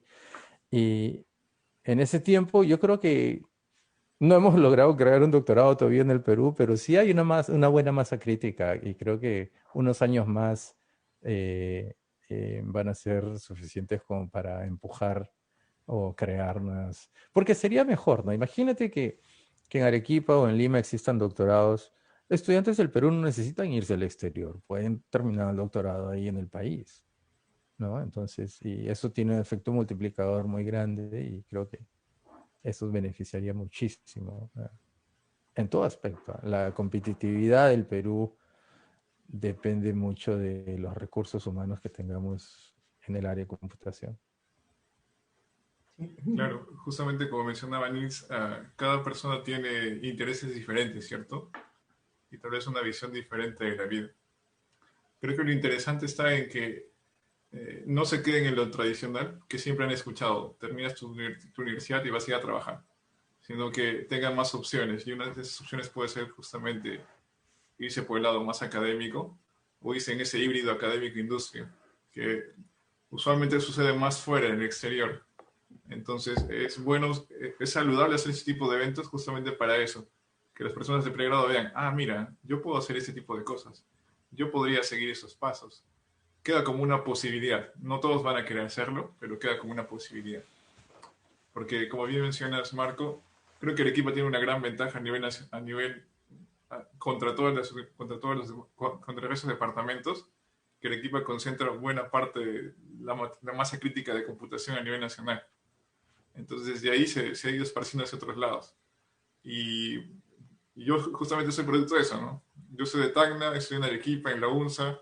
Ernesto ha sido mi profesor, después se fue. Yo también hice un curso de inteligencia artificial dentro de la universidad, justamente porque Ernesto ha estado por ahí pulseando para que se den cursos de ciencia de la computación. Me gustó el curso de inteligencia artificial, hice redes neuronales igual que Marco. También como Nitz tenía curiosidad, hice mi tesis en eso. Y justamente los egresados que llegaron de Brasil por maestría o doctorado fueron absorbidos por la Universidad Privada, la Católica de San Pablo. Entonces ellos comenzaron a forjar su propio programa de computación, crearon un programa de maestría, ganaron fondos de Concitec. Felizmente Concitec existe. No es tan fuerte como el CNPq de Brasil, pero existen, ¿no? Estoy haciendo algunas cosas. Entonces yo postulé y también gracias a Dios conseguí ingresar a ese programa, me formé ahí, terminé la maestría y es donde ya comencé a mirar, si uno quiere meterse en el lado académico, tiene que publicar, tiene que tener publicaciones. Como dicen, investigador que se respeta tiene papers, si no, no eres investigador, ¿cierto? De nada sirve tener cartones de cartones que digan que eres doctor si no tienes ninguna publicación. Y lamentablemente eso pasa en Perú, se han creado programas de posgrado con fines más monetarios, ¿cierto? Más por requisitos en empresas y todo eso. Pero al final, justamente aprovechando lo que escuchas, las charlas, los comentarios, las experiencias, uno mira, Brasil es un buen lugar, es ahí justamente donde estoy haciéndole el doctorado, ¿no? Justamente el ICMC ahí con usted. Yo algún día voy a tener mi nombre en la placa ahí que está ahí por los 20 años, que salió del Instituto de Computación.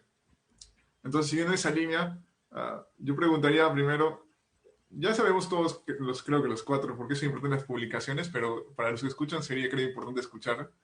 ¿Por qué creen que son importantes las publicaciones y cómo conseguir publicaciones de alto impacto? Como dicen, en revistas o en conferencias como las que mencionaron, el ICML, el NeurIPS, y entre otras, ¿cierto? Y continuamos con el mismo orden, imagino. No, ustedes, libre. Aquí hay libertad. Yo creo que depende de qué tipo de programa uno continúa en el doctorado. Por ejemplo, mi doctorado fue en arquitectura del computador. Mi doctorado era parte del ECE Department, which is Electrical and Computer Engineering. Y parte del doctorado era muy relevante tener publicaciones en conferencias. Ahí tengo muchos colegas que trabajan en inteligencia artificial que vienen de un doctorado en física o matemáticas, donde una publicación es más relevante cuando viene una publicación en journal. Una publicación en journal es diferente de una conferencia porque toma más el proceso de aceptación, porque vienen muchos procesos de revisión, mientras que una conferencia tiene un corto tiempo de evaluación donde puede haber un rebuttal, un proceso donde se tiene que discutir la revisión y los autores pueden poner modificaciones en la revisión, pero eventualmente es un periodo definido antes que la conferencia suceda. Entonces, depende de qué tipo de programa uno decida participar, uno se va a enterar y es parte del trabajo del asesor definir cuál es el tipo de publicación que el estudiante debe publicar.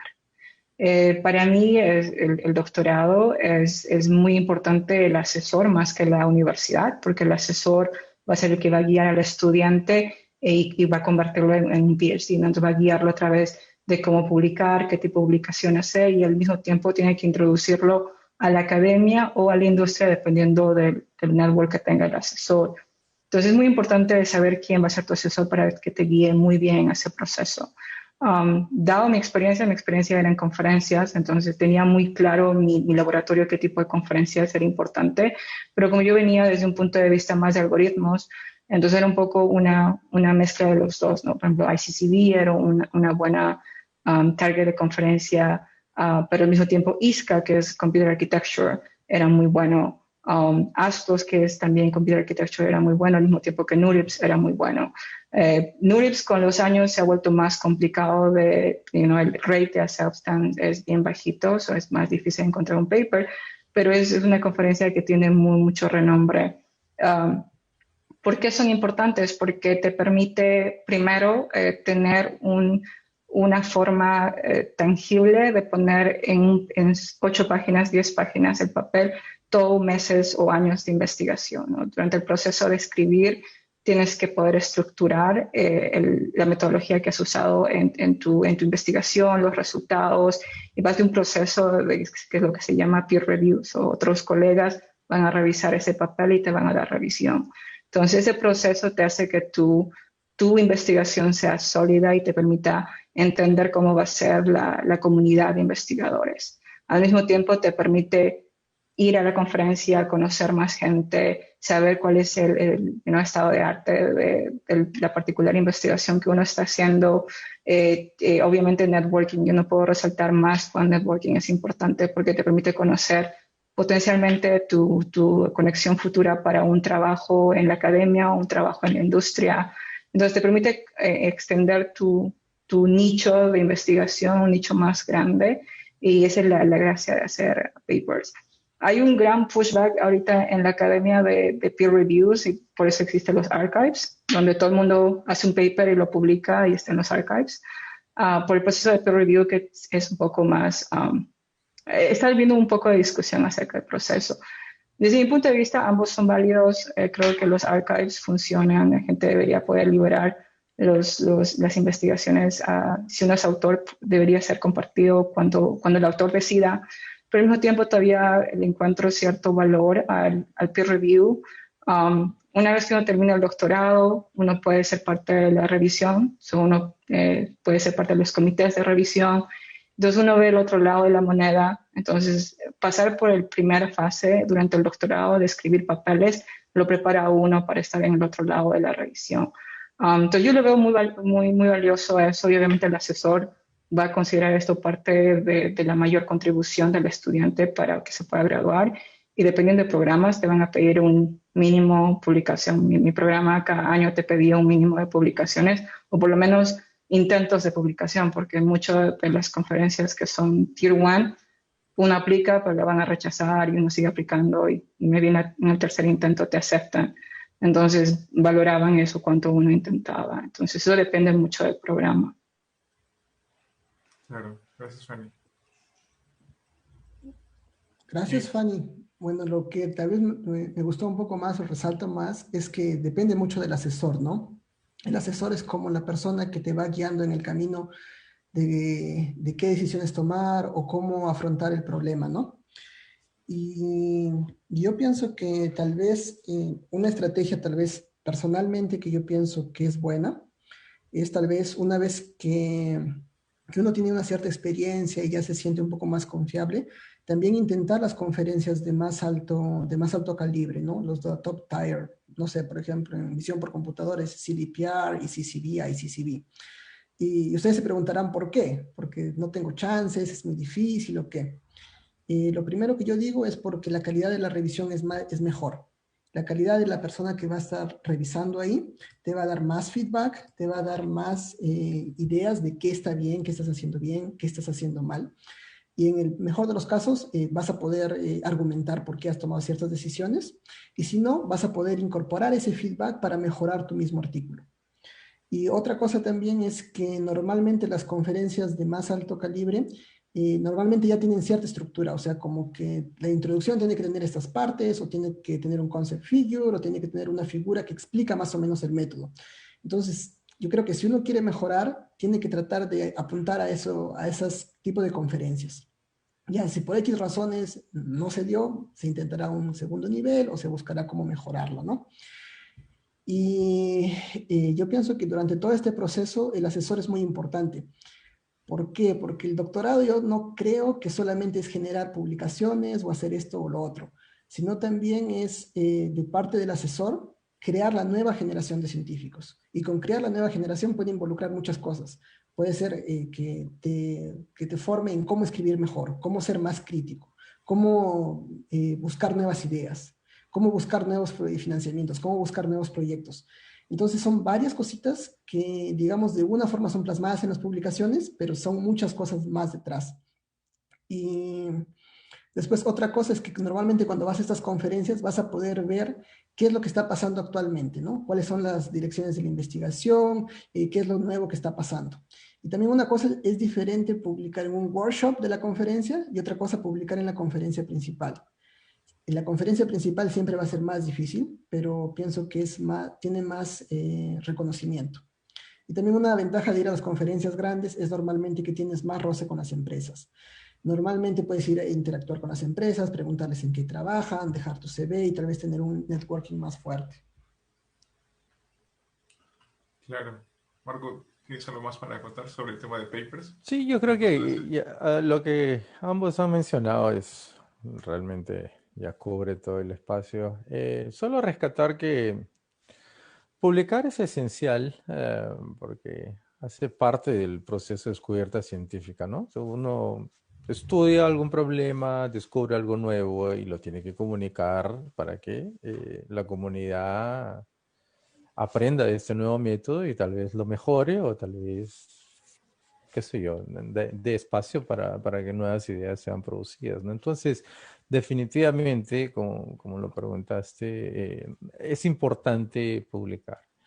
Ahora, hay que, de cierta manera, poner algunas cosas en su lugar, ¿no? Por ejemplo, algunas veces escucho que eh, se intenta,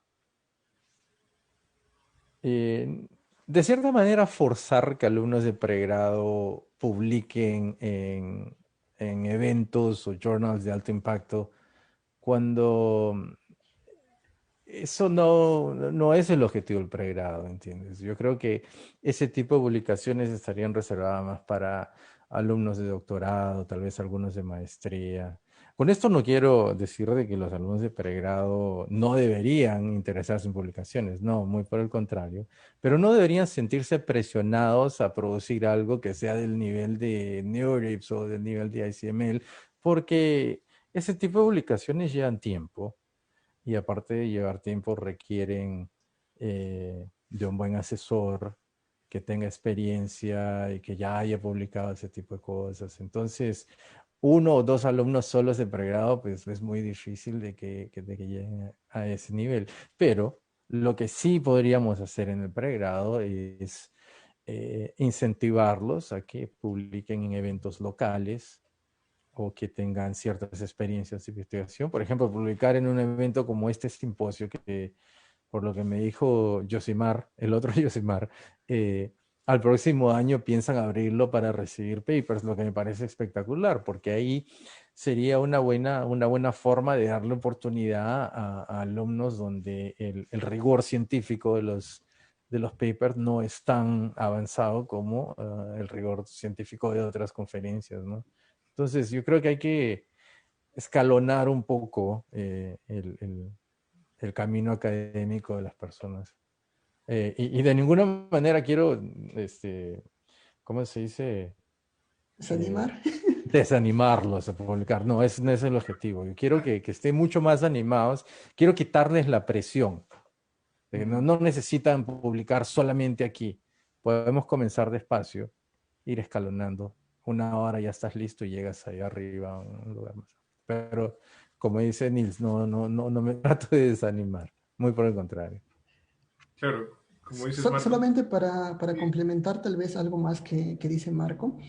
Eh, bueno, yo ya les comenté también en la presentación que hay la organización de Latinx, que hacen los workshops para latinos, pero yo pienso principalmente esos workshops que son en conferencias como el CIMEL, NeurIPS y este año en CVPR, uno de los objetivos es motivarlos. Es como decirles, miren, vengan a este evento, conozcan este evento y esto es lo que ustedes pueden hacer en algún futuro, ¿no? Entonces, en esos workshops, son un workshop, no es la conferencia principal, digamos, la competencia es un poco menor y digamos que la competencia es un poco más equilibrada porque solamente se aceptan artículos de gente latinos.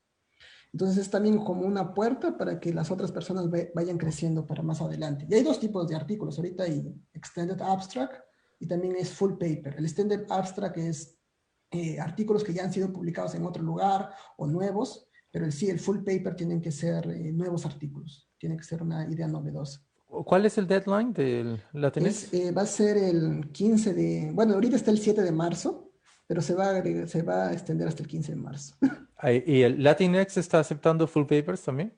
Sí, o sea, ahorita hay un Latinx en el CVPR, entonces hay dos tracks, un Stand Abstract y el Full Paper. El Full Ya. Paper se va a publicar con los proceedings del CVPR. Gracias por la info. Y subrayado, yo creo que ese evento es algo que dato. estudiantes peruanos deberían, Ese es un buen dato.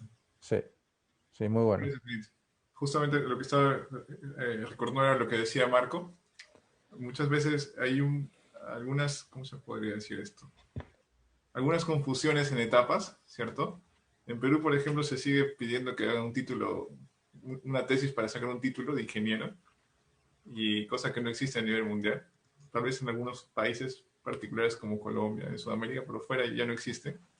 Entonces, a veces el profesor es como que les piden, tienes que hacer algo innovador, nuevo, y exigen, ¿no? Cuando en realidad una tesis de pregrado, si es que existe una tesis o un trabajo de fin de curso, debería ser justamente mostrar que eres capaz de hacer algo con lo que has aprendido. Básicamente es eso.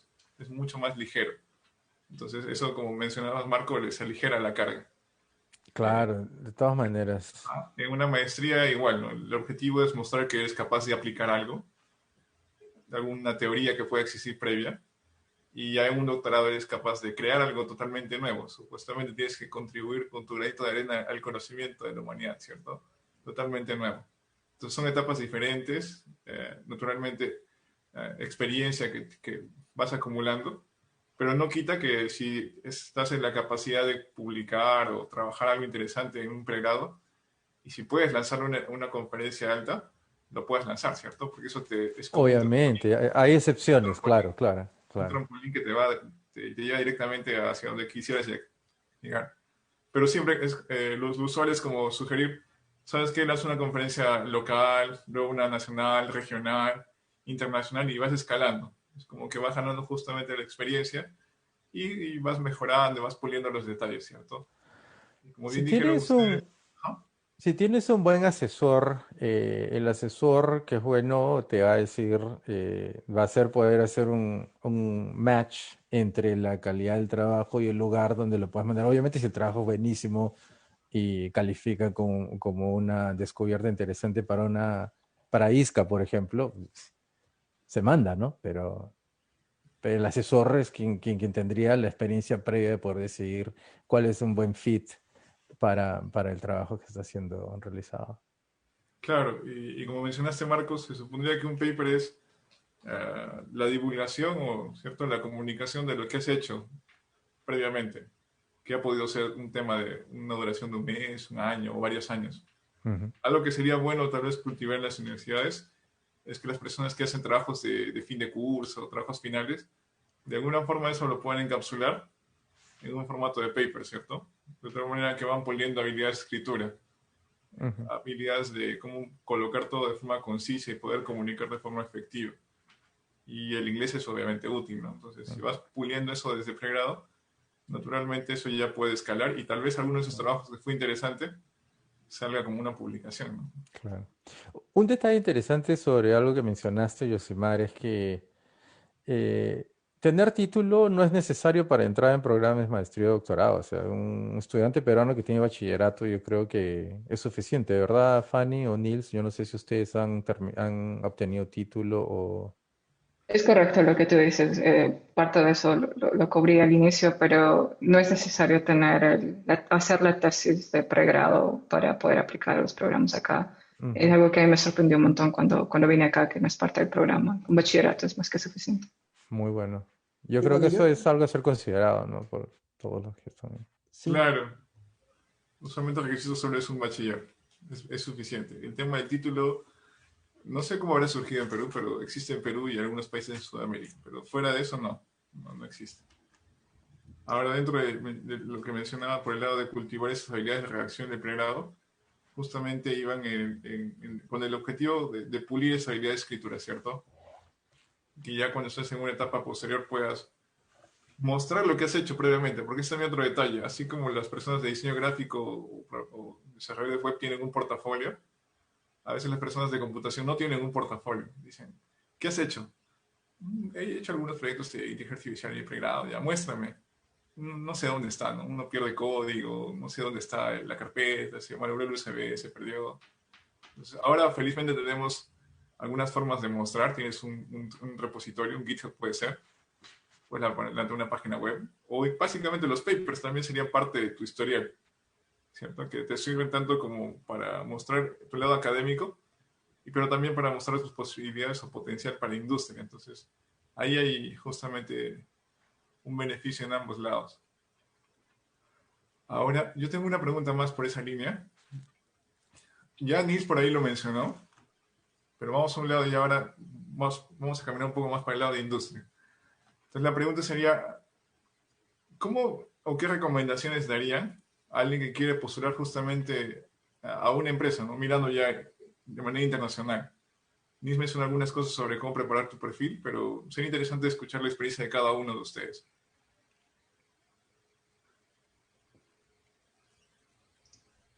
Continuamos con la secuencia. Yo voy a compartir otro lado de la moneda, porque no es el punto de vista del candidato, es el punto de vista de un hiring manager, de alguien que va a contratar a alguien desde el punto de vista interno. Buena pregunta. Puedes cubrir los dos, porque tal vez por ahí le... Ok.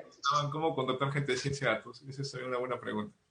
Yo he sido hiring manager de diferentes niveles de candidatos, ¿no? En Intel, por ejemplo, buscaba candidatos que estén haciendo pregrado, que quieran hacer internados o que quieran full time después de pregrado o bachillerato. El nivel de resúmenes que van a sobresaltar para mí, por lo menos en mi experiencia, y eso va acompañado del nivel de entrenamiento que uno recibe dentro de la compañía, entonces va dentro de la cultura de cada compañía. Déjame decir y poner el disclaimer, esta es mi opinión y no de las compañías. Entonces, resalta mucho, por ejemplo, si obviamente no es esperado que alguien de pregrado tenga papers, definitivamente no es esperado, pero es muy interesante cuando hay estudiantes que participaron o son miembros de un grupo de investigación. O sea, que se fomenta, al menos en los últimos años, que estudiantes de bachillerato y de pregrado, undergrads, sean parte de un grupo de investigación. Cada universidad tiene diferentes grupos de investigación, que básicamente son los estudiantes de doctorado que participan, pero están tratando de traer gente de pregrado que pueda hacer trabajos más simples. Entonces les da una oportunidad a la gente que son estudiantes de doctorado de ser mentores y al mismo tiempo a los estudiantes de pregrado de aprender cómo se hace investigación desde muy temprana edad. Mi laboratorio era uno de esos y obviamente no era el único, dado que cuando estaba buscando candidatos de internado veía muchos candidatos con esa experiencia. Sé, por ejemplo, que hay un programa en Perú que se llama el REPU, que lo que hace es tratar de traer candidatos de Perú a ser internados acá en diferentes centros de investigación. Eso definitivamente resalta muy bien en un resumen. Va a resultar muy bien, sea para aplicar a la academia o sea para aplicar a la industria. Eso va a ser definitivamente un súper extra. Obviamente lo que dijo Neil, yo creo que Neil cubrió todo, entonces no voy a repetir lo que él dijo. Tener repositorios, tener proyectos. Obviamente uno dentro del pregrado puede que no tenga experiencia laboral, pero definitivamente ha hecho un montón de cosas. Y ahora con esta era que Marco decía que todo es tecnológico, que uno puede hacer literalmente cualquier cosa, no tiene ninguna barrera mientras esté en Internet. Entonces puedes participar en concursos, por ejemplo, Kaggle es súper bueno para AI, si quieres participar ahí, ganar competencias, tener experiencia. Eso en un resumen, perfecto.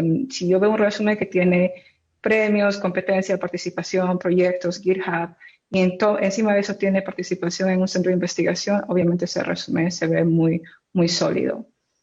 Si vamos a escuela graduada, si alguien está en maestría, el requerimiento de publicaciones no es tan fuerte desde el punto de vista de hiring manager, no lo veo tan necesario, pero sí estoy esperando que por ejemplo, que me describa muy bien su tesis de maestría, que es el tema que está tratando de hacer durante la maestría.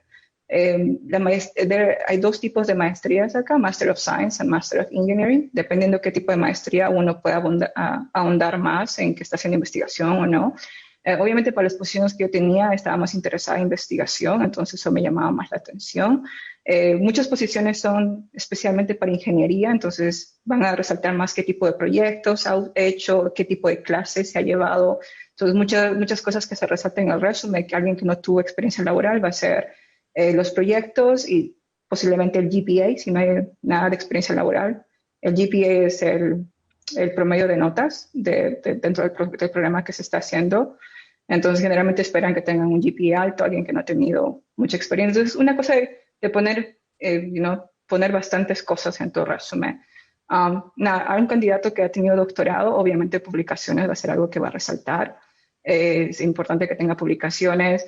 Algo que no soy muy feliz con esta práctica, pero lamentablemente es parte de él, es que si es el primer autor o no, porque eso define cuánto ha sido su involucración, cuánto ha sido envuelto en escribir el papel, en hacer el papel. Entonces, eso también va a resaltar, obviamente, qué tipo de conferencia o qué tipo de journal ha sometido.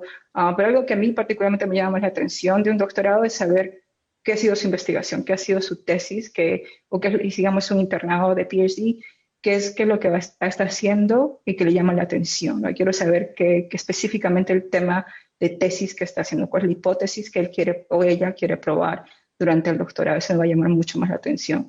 Obviamente, si tiene experiencia laboral, internados anteriores, mucho mejor.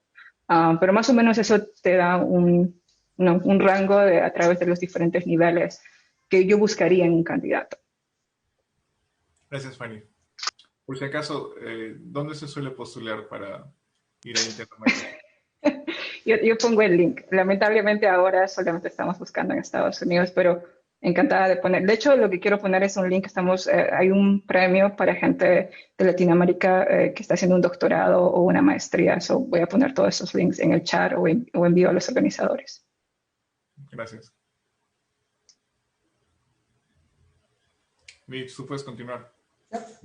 Bueno, ya les he comentado un poco más o menos cómo es el proceso.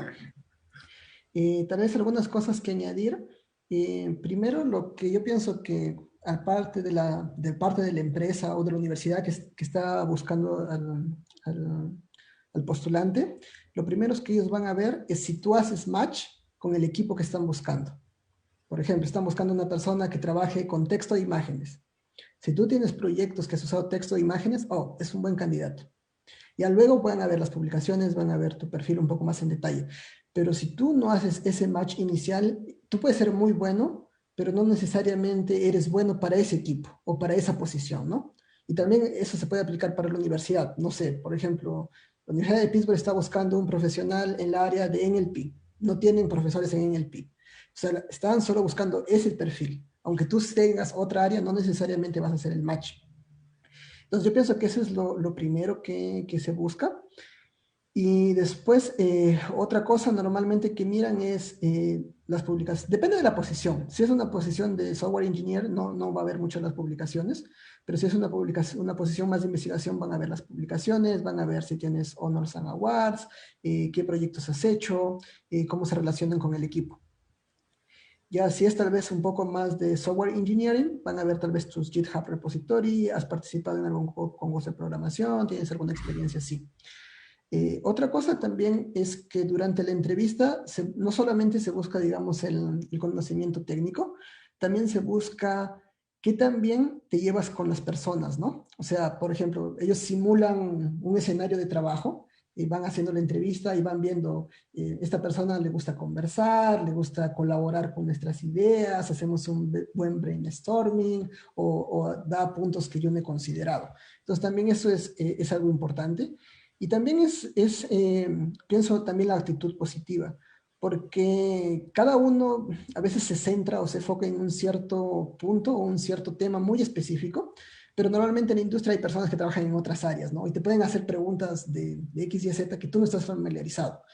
Y tal vez una respuesta mejor es, bueno, hasta donde yo sé, no conozco mucho de esto, he trabajado en lo más relacionado a esto de acá, pero estoy muy gustoso de aprender, ¿no? Tener esa actitud positiva hacia la entrevista creo que también es importante. Gracias, creo que eso es lo que más se me ocurre. Marco, ¿tienes algo más para agregar tal vez? Sí, bueno, siempre me dejan con pocas cosas para agregar porque ya lo dicen cambiar el todo. orden. A la siguiente comenzamos contigo, Marco. No te preocupes. No, está bien, mejor para mí que tengo que hablar menos. Pero hay una cosa que sería interesante, ¿no?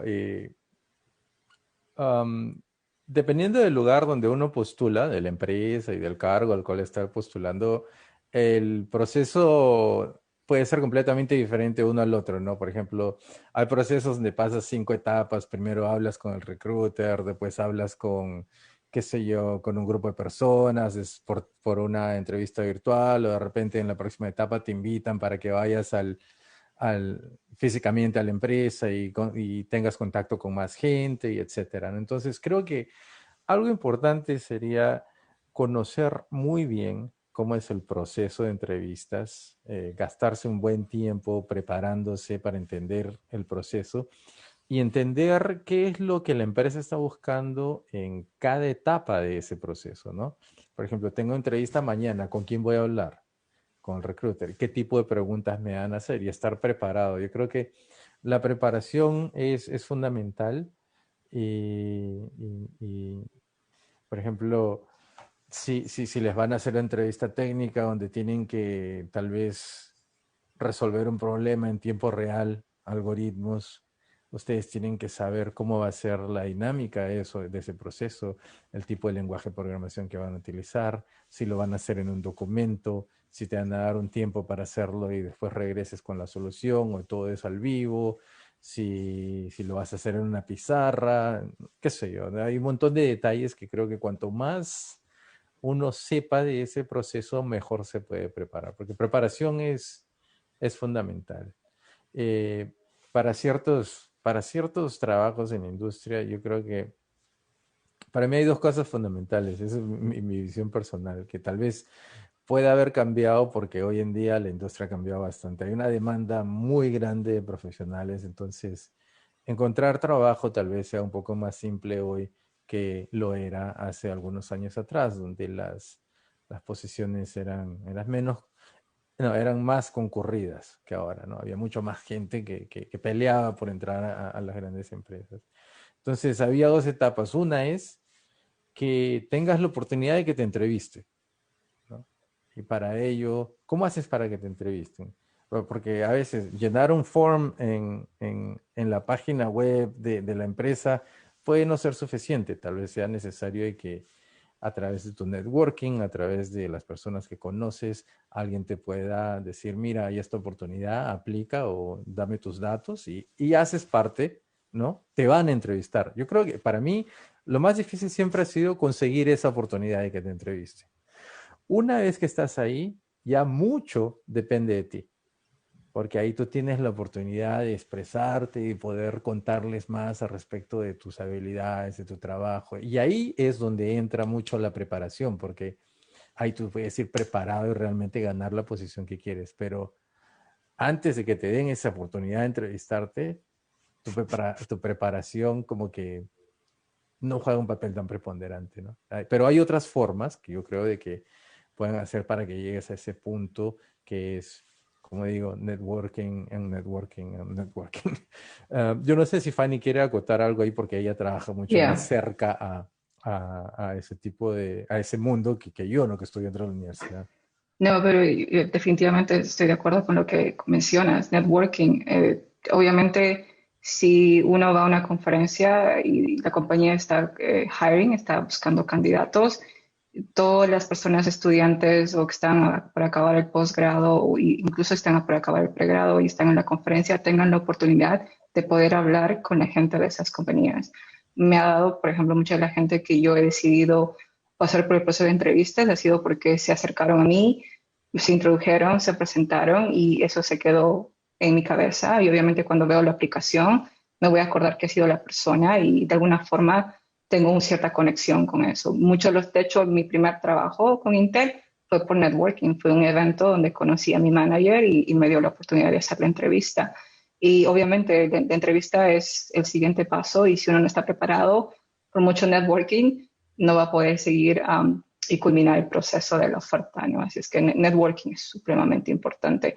Ahora se ha dado un poco más virtual durante la pandemia, pero incluso antes de la pandemia, algo que vi que fue muy útil es que incluso si uno no va a la conferencia, pero tiene acceso a poder someter el resumen en la base de datos de diferentes compañías, eso ya es un step súper grande, es un paso grande, porque lo que va a pasar es que los reclutadores van a empezar a filtrar y van a hablar con la gente que están buscando candidatos, los hiring managers, para ver qué tipo de candidatos están buscando. Entonces, eventualmente, después de cada conferencia, va a haber una sección de candidatos, un pool de candidatos que van a ser bien alineados con lo que uno está buscando. Y porque la conferencia es de un tema en especial, por ejemplo, Knowledge es una gran conferencia para AI, uno ya sabe que los candidatos están trabajando en eso. Entonces, es como más fácil encontrar candidatos dentro de un tema específico. Y eso sucede por networking, o sea, uno tiene que siempre estar buscando, hablando con las compañías. Si tienes la oportunidad de hablar con un hiring manager, siempre hablen con un hiring manager, es súper bueno. si esa persona tal vez no está buscando, te puede presentar a otra persona, que eso fue como yo conseguí mi trabajo en Microsoft. La persona que me ofreció trabajo ya no tenía la posición, así es que me presentó a la persona que tenía una posición abierta que terminé cogiéndola. Entonces, networking es supremamente fundamental y no puedo enfatizar más a eso. Ya, completamente de acuerdo con Marco. Ya, le dejo a Marco que conteste la siguiente pregunta primero. Es que anuncio eso. Claro, algo que se está mencionando los tres es Solo el algo tema de para famosas habilidades interrumpirles. blandas. Solo para Sí, interrumpir, esto, Yoshimari, y sí, sí. adicionar algo más en el networking. Y bueno, aparte de dejar tal vez los CVs con los recruiters en los eventos, otra cosa también es tu propio networking. Y con networking me refiero a tus compañeros del doctorado, de la maestría. A veces ellos ya están trabajando en otra empresa. Y normalmente no cuesta nada decirles, sabes si tienen alguna posición o si me puedes hacer un referral para aplicar a tu compañía. A veces ese referral, bueno, como que te da el impulso, ¿no? Como te da el impulso para conseguir el primer contacto. Claro, eso es cierto. A veces tienes a la persona al costado y no la aprovechas. Pero creo que de nuevo toca ese mismo tema, el tema de habilidades blandas. Creo que una debilidad fuerte de las personas de tecnología es justamente eso. No solemos ser muy buenos comunicándonos, solemos ser introvertidos, callados, muy, no sé, autónomos, independientes y todo eso. Y a veces eso cobra la factura después, ¿cierto? Como mencionaba Fanny, si no eres capaz de ir a una conferencia y hablar con las personas, ya tienes una pared que te frena. Si no eres capaz de hablar con el manager o con el entrevistador, presentarte y obviamente ser agradable, ¿no? O sea, no basta con que, ¿sabes qué? Aquí está mi papel, o aquí está mi CV, recíbelo, o aquí te mandé un correo y ya, sino entrar en contacto con esa persona y conversar y hablar, porque es muy probable que esa persona después recuerde, como dice Fanny. Y también, como decía Marco, uh, cada posición que pueda haber, o también tú lo mencionaste, tiene etapas diferentes, ¿cierto? Uno tiene que estudiar, entender un poco cómo es el proceso para poderlo pasar de una manera adecuada. Pero algo que sí he visto en los últimos 5 años es que el tema de habilidades blandas es importante porque no solo quieren una persona que sea buena haciendo algo, sino quieren una persona que pueda trabajar con más personas en un grupo y puedan construir y pueda proponer incluso. Ese lado de ser proactivo es bastante importante.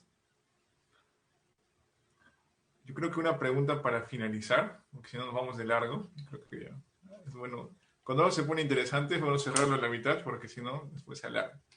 Entonces, una pregunta final que les podría hacer, ya hemos tocado varios puntos.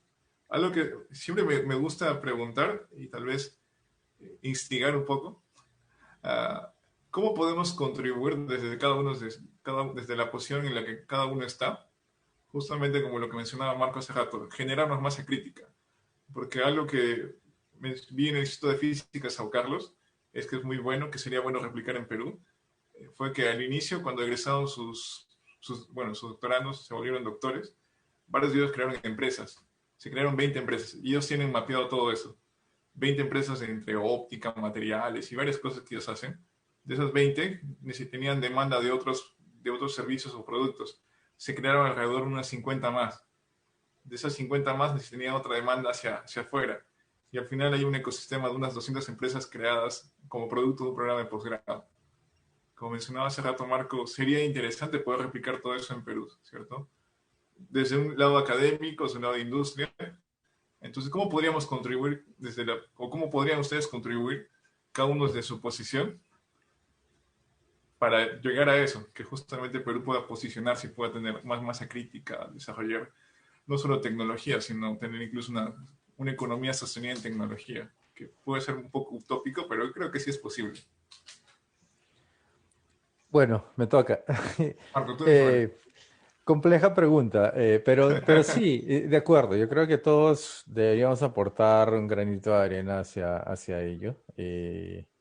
Obviamente, desde la posición en que estamos, estando afuera, estamos un poco limitados en realidad en contribuir eficazmente a que las cosas puedan cambiar.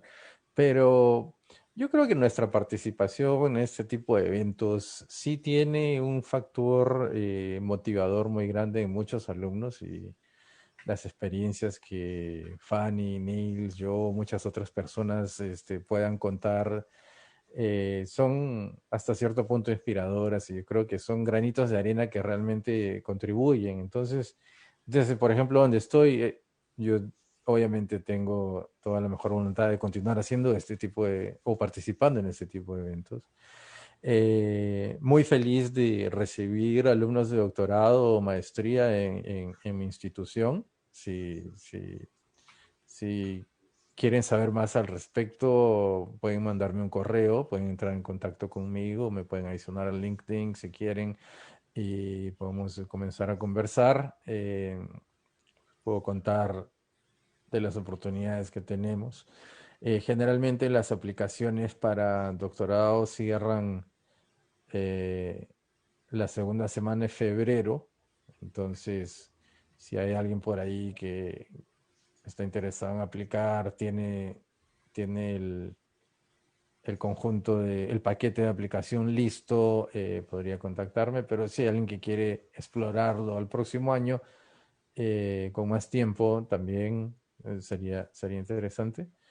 Yo feliz de ayudar en lo que pueda. No los puedo admitir porque eso es tarea del comité que va a analizar todas las aplicaciones, pero les puedo ayudar en el sentido de cómo preparar los documentos o qué es necesario, etcétera, darle mayores informaciones.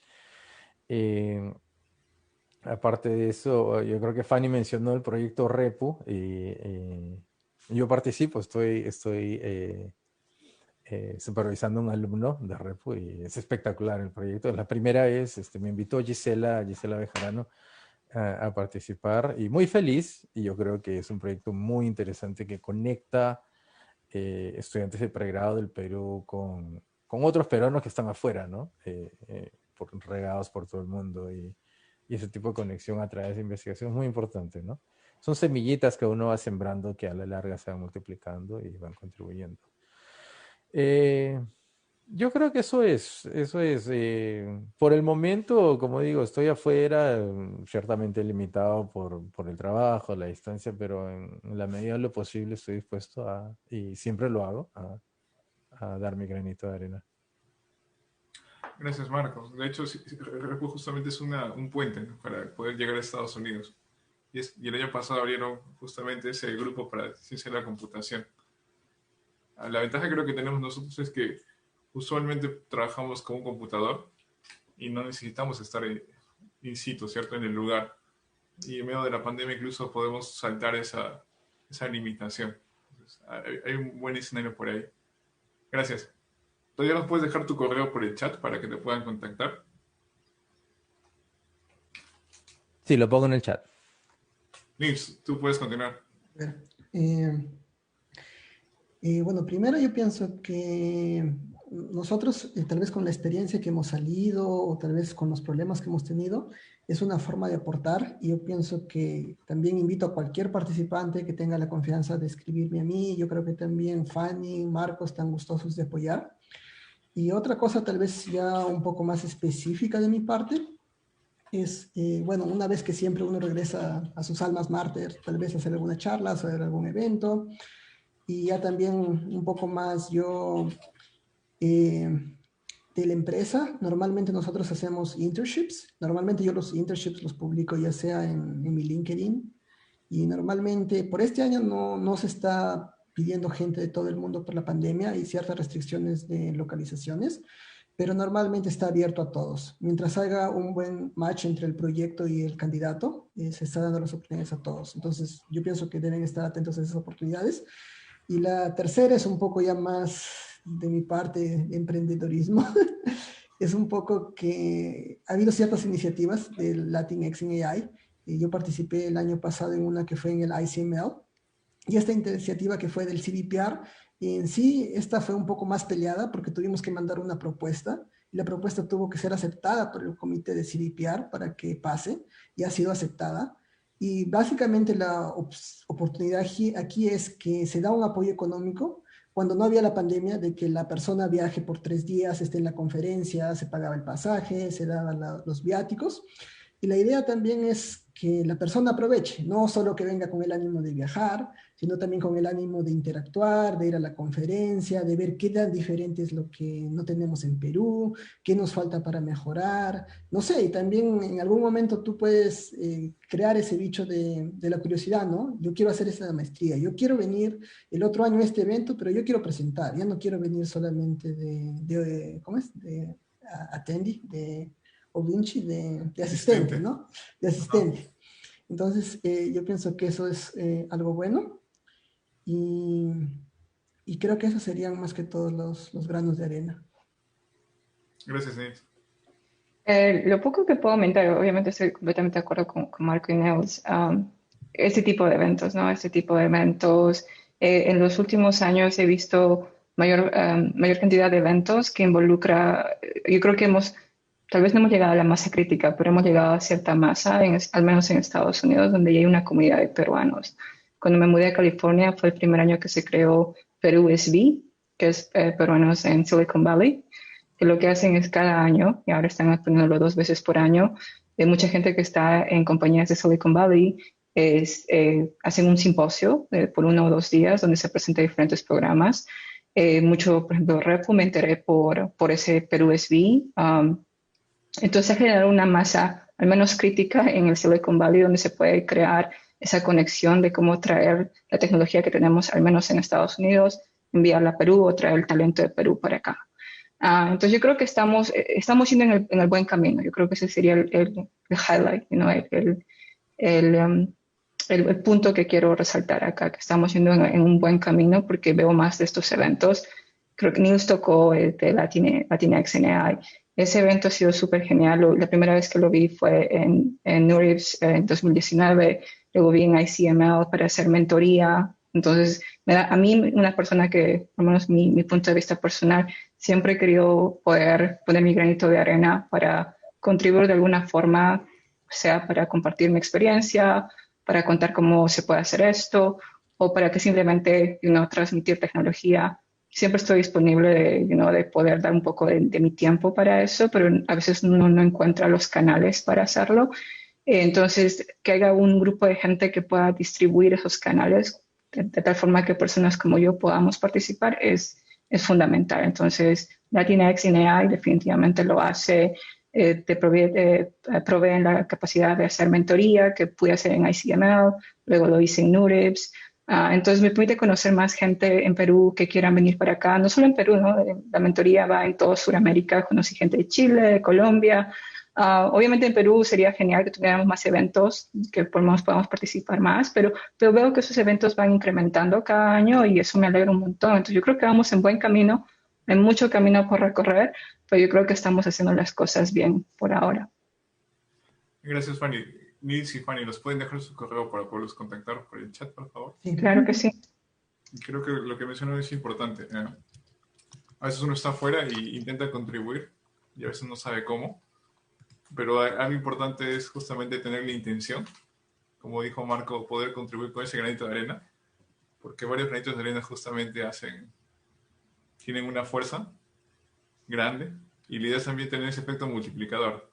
Uno ya consiguió salir, está haciendo algunas cosas, puede multiplicar eso a otras personas, difundir, y eso va como una cadena, ¿cierto? Va creciendo. Latinx, por ejemplo, en AI es un buen esfuerzo por juntar la comunidad de latinos a nivel internacional. Justamente uno puede ser mentor si uno ya tiene la experiencia, puede postularse, o también puede ir a recibir mentoría, en el caso de los que están en pregrado o maestría, están buscando cómo afianzar un camino.